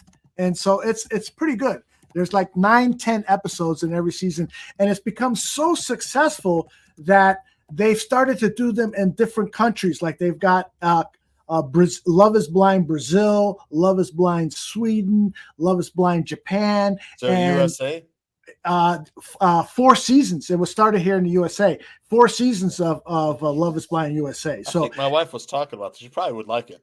I think most women do, and I get into it just because there's so many hot chicks. So I'm like, yeah, okay, I'll watch it with you. Yeah, you and Donna should watch Outlander, man. We will. Have you seen Last Kingdom? No, but I've heard of that one. That That's was on really Showtime. If you like Vikings, like I watch Vikings, you know, every season of Vikings, that was great. Yeah. And then I was like, man, I kind of want to watch Vikings again. But Last Kingdom is just as good, man. It was. Like someone in the chat room my had, daughter Last will Kingdom. love these shows. Yeah. Yeah, and then I went from Last Kingdom to Outlander, and my Mhm. wife and I binged Outlander like 5 seasons. Just Really? boom. Oh, it was fast. I mean, because But they're hour episodes, aren't they? yeah, 50 minutes, I think, 55 minutes. Yeah, but I mean, like I said, every episode's a cliffhanger, so you're kind of like, God damn it, I got to find out what happened. Or how are they going to get out of this one? You know, or whatever. You know, that's great, man. It's so good. And you, little historic, you know, history lessons while you're doing it and stuff. You know, while you're watching it. So, okay, Cool. that's good, man. You ever seen Good Eats? Cliff Love Victoria Good Eats. I recommended. love Alton Brown, man. I've never heard of him. He did another show too, which was what he was. What was that one? Damn it! It was started out in Japan first. It was God damn, what's that show that? I have never heard of the guy, Alton Brown. So he's a kind of Something- a chef guy. Like Kitchen Stadium. It's like it takes place in Kitchen Stadium. Mhm. You know, it's like the Battle of Chefs. Or Cutthroat Kitchen. Iron Chef. Iron Chef. Okay. Iron Chef. I used to watch those Iron Chef Japan ones, the Japanese. They were so funny, man. It's like dubbed into English. It's like Cool. it's like a karate movie, martial arts movie. It was so- and then they went to America, and Alton Brown and Mark Dacascos took over the 2 roles as the host and the chairman. You know, the guy who sponsors this imaginary cooking contest. I have never heard of this guy. Grandma's Boy is a great movie. Yeah, in 2004, Iron Chef America. Yeah, Alton Brown, he's awesome. Good Eats is classic. It's like teaching. It's like what is that? Cooking for Dummies. Mm-hmm. He's a whole show is great. It's like you get behind the science of cooking and why you should do stuff. You know? It's like cooking school. It's great. Good eats. It's funny too. It was like sketch comedy in there with like neighbors and relatives would come in there. Sometimes they were just like they're like actors and stuff who were funny as hell, you know. And it was part of the lesson, the cooking lesson. Sometimes they had puppets, you know, cool. and props and stuff. It was great. There's a lot of prop comedy and stuff in it. Good eats. Yeah, it's funny. Yeah, Cliff agrees with you. Yeah. Sounds funny. I've never heard of Alton Brown before, but now I'm going to be on the lookout. It's for very Alton dry Brown. sense of humor, Alton Brown. Yeah. This is why I miss my Entertainment Weekly magazine. You know, that's how I kept up with pop culture, you know, stuff that I normally don't watch, you know, it was either recommended. I did too. And I would give it a shot. When we were doing the show, I used to tell you what was coming up in the magazine all the time because I would get the magazine. Yes, exactly. I remember. And I in the downstairs washroom, I've got inside the cabinet 3 or 4 entertainment back issues of Entertainment Weekly. I've got probably another 100 or 200 in my office upstairs. And so every once in a while, I'll pull out one of these old Entertainment Weekly magazines and get refreshed on stuff that came out during that era. And I just love that magazine. And the reason it came to mind was because today I was taking a nice long shit and browsing through the Entertainment Weekly. And I said to myself, man, I missed this magazine. Yeah, it's not the same. It being online, you want that magazine in your hand. Yep. You look forward to it arriving in the mailbox. You know, do kids nowadays? You know, you and I look forward to getting the mail because there might be something in it for us. I don't think kids nowadays think that way. You know, they probably think it's a college tuition bill or something like that, and want to avoid the mailbox. I'm trying to find one. Did you ever have a pen pal? Yeah, I married my pen pal, my wife. Really? Yeah. Look at that. Yep. That is wild. Yeah. I didn't know that. Yep. That's how Maida and I went. We were pen pals. That is wild. That is wild. Then well, I you'll have to brought share her here some of on those letters with us. K1 visa. Mm-hmm. K1 fiance visa. Then that was at 90-day fiance. They must have they scour the court case things, court dockets, because they emailed me and said, "Hey, do you and Maida want to be on 90-day fiance?" That's and I was like, "Yeah, but I don't think we had enough time." You know, I was like, "I'm flying to England for my wife's interview at the embassy." Wow, flew there. That would have been awesome if you would have been on that show. I met Barrelissimo there too when we were doing that. That is wild. We were. We had a flight, to America after she got the visa, but the visa was 24 hours late, so I had to cancel my flight, rebook another one, and Barrelissimo was helping us pack up all Maida's stuff. He drove us to shipping. We shipped a bunch of suitcases and boxes back, And me and Barrelissimo went. My wife was packing stuff. He took me around his hometown and stuff. Yeah, it was great. Did a nice tour of Tamworth, which was, if you watch The Last Kingdom, it wasn't London, it was Tamworth, where George lives. Mm-hmm. And that was the capital of the British Empire during Last Kingdom. I went to Tamworth Castle with him and stuff. And how was it that you met Barrelissimo there? Was it by chance? There was a Bear Down UK Facebook page. Oh, and I would just okay, I started. And I don't know how I found it. Mm-hmm. And then when I would just jump in the comments and stuff. And Barrelissimo was like, okay, real U.S. Bears fan. Me and him talked offline and stuff. He said, you should check out Bear 100 Proof. It's a Bear show. It's really salty though. He called the show salty. I started listening and I was like, oh, Phil, Shane, and Aldo are really funny. Look at that. I was like, then I started writing articles for Aldo. That's right. The website. Great stuff, man. And then so this is 6 years later now, folks. Yeah. How about that? Now I'm doing Bear State of Affairs with Danny and Aldo. Oh, winning stuff, man. Yeah, the chat room says that the three of us are the best or better than 100 Proof. Well, I don't want to, those were great times. I would laugh my ass off. Yeah, we did some great work. I used to do the audio when it was just audio. Mm-hmm. Oh my god, it wasn't video. Yes. It wasn't video yet. We were doing just audio. I used to throw together the intros. Mm-hmm. Yeah, you're just legendary. Fabulous. Intros. Yeah. Fabulous work. Legendary Yep. audio. Those are fun times, no doubt about it. Yeah. All right, that's a great way to end the show by throwing Yep. some kudos to our former partners here at the Ballroom Network. Yeah. Again, Johnny Santucci has these prop bets for you to deliver on, but you should watch Weekend Sports Betting Tips tomorrow at 7 p.m. And prior to that, it will be the Willis Twin Towers. Hold on. Willis Twin Towers podcast is prior to Weekend Sports Betting Tips. Now go ahead, Tooch. Now you jump in.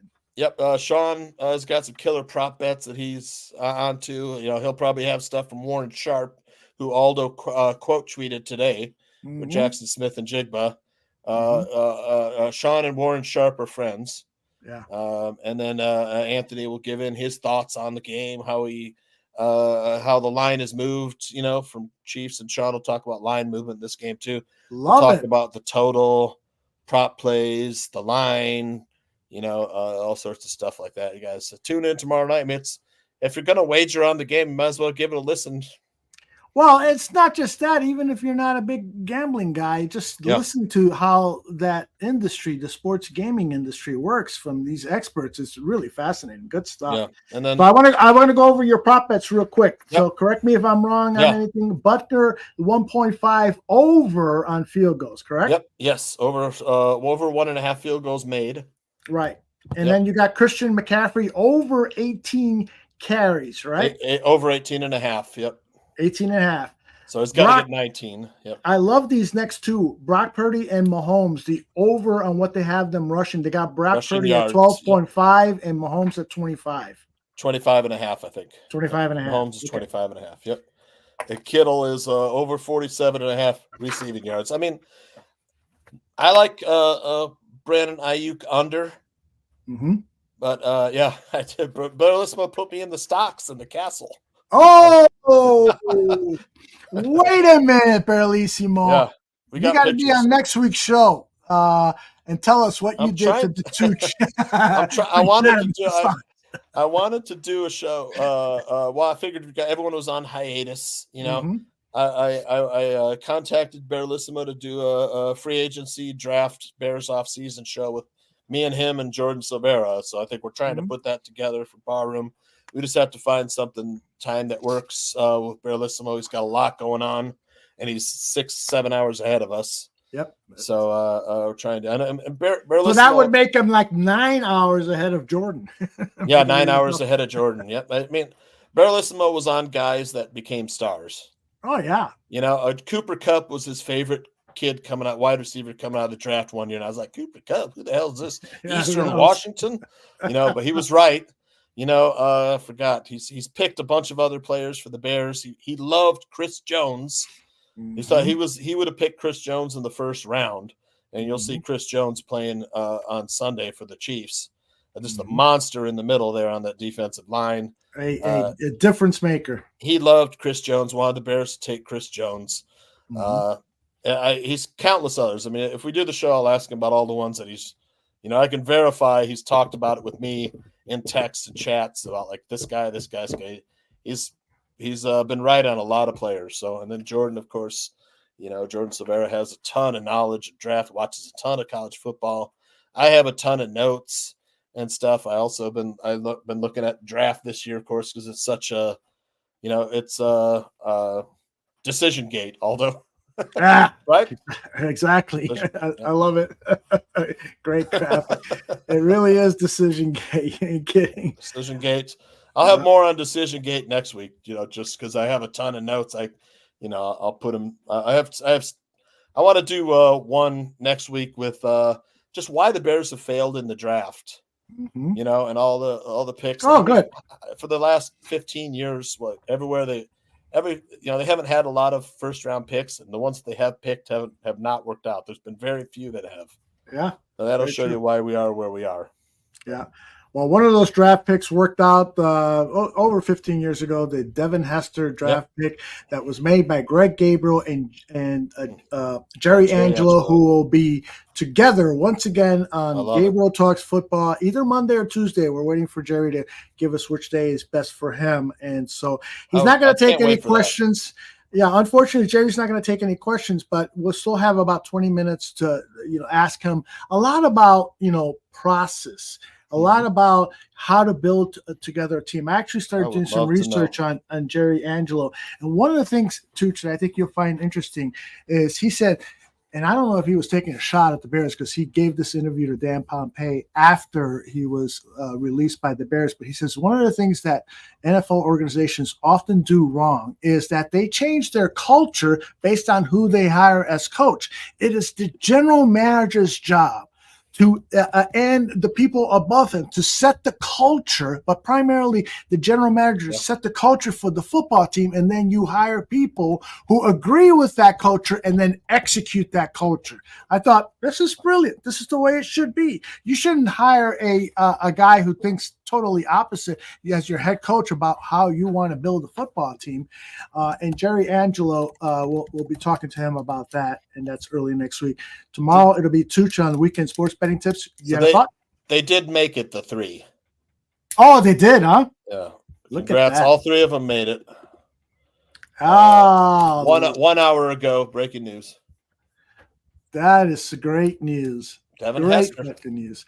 So I'm sure you'll talk about that on the show, Weekend Sports Betting Tips, and then the Willis Twin Towers. We'll be talking about that at 5:50 when they begin their show, and immediately when that's over, that's when Tooch and the gang come in and talk more great sports. Tooch, you are the absolute best. Another great Bears state of affairs today, and we don't deserve Justin Fields, Aldo. I love that. The chat room. It's complete evidence. They're like Tyson Bagent would have won 10. We'd be 10-7. We deserve Tyson Bagent. We deserve a lovable backup that may or may not be better than the starter, like all the other backups that we've loved. Mm-hmm. Well, nobody's perfect. Nobody. I thought about that for a few weeks now, and I've been just like fed up with the Caleb Williams, Justin Fields. I don't care. I'm going to root for, just like Dan Aguirre said, I'm going to root for whoever's the Bears quarterback. Exactly. And hopefully it'll be Justin. Give him another year, guys. And if it doesn't happen, fuck it, man. Caleb Williams, you're not getting a haul of draft picks. Just exactly. FYI. So that's my point. If Jalen doesn't work out in year 4, at least you've acquired hopefully 3 starters, quality starters, with what you're going to get back by trading that number 1. You should get half a dozen quality starters. You can have a great football team, and you can then maybe pick a Mr. Evelia. Who knows? Maybe Tyson Bagent will be leading us to the Super Bowl in 2025. Why not? Yep. Could happen.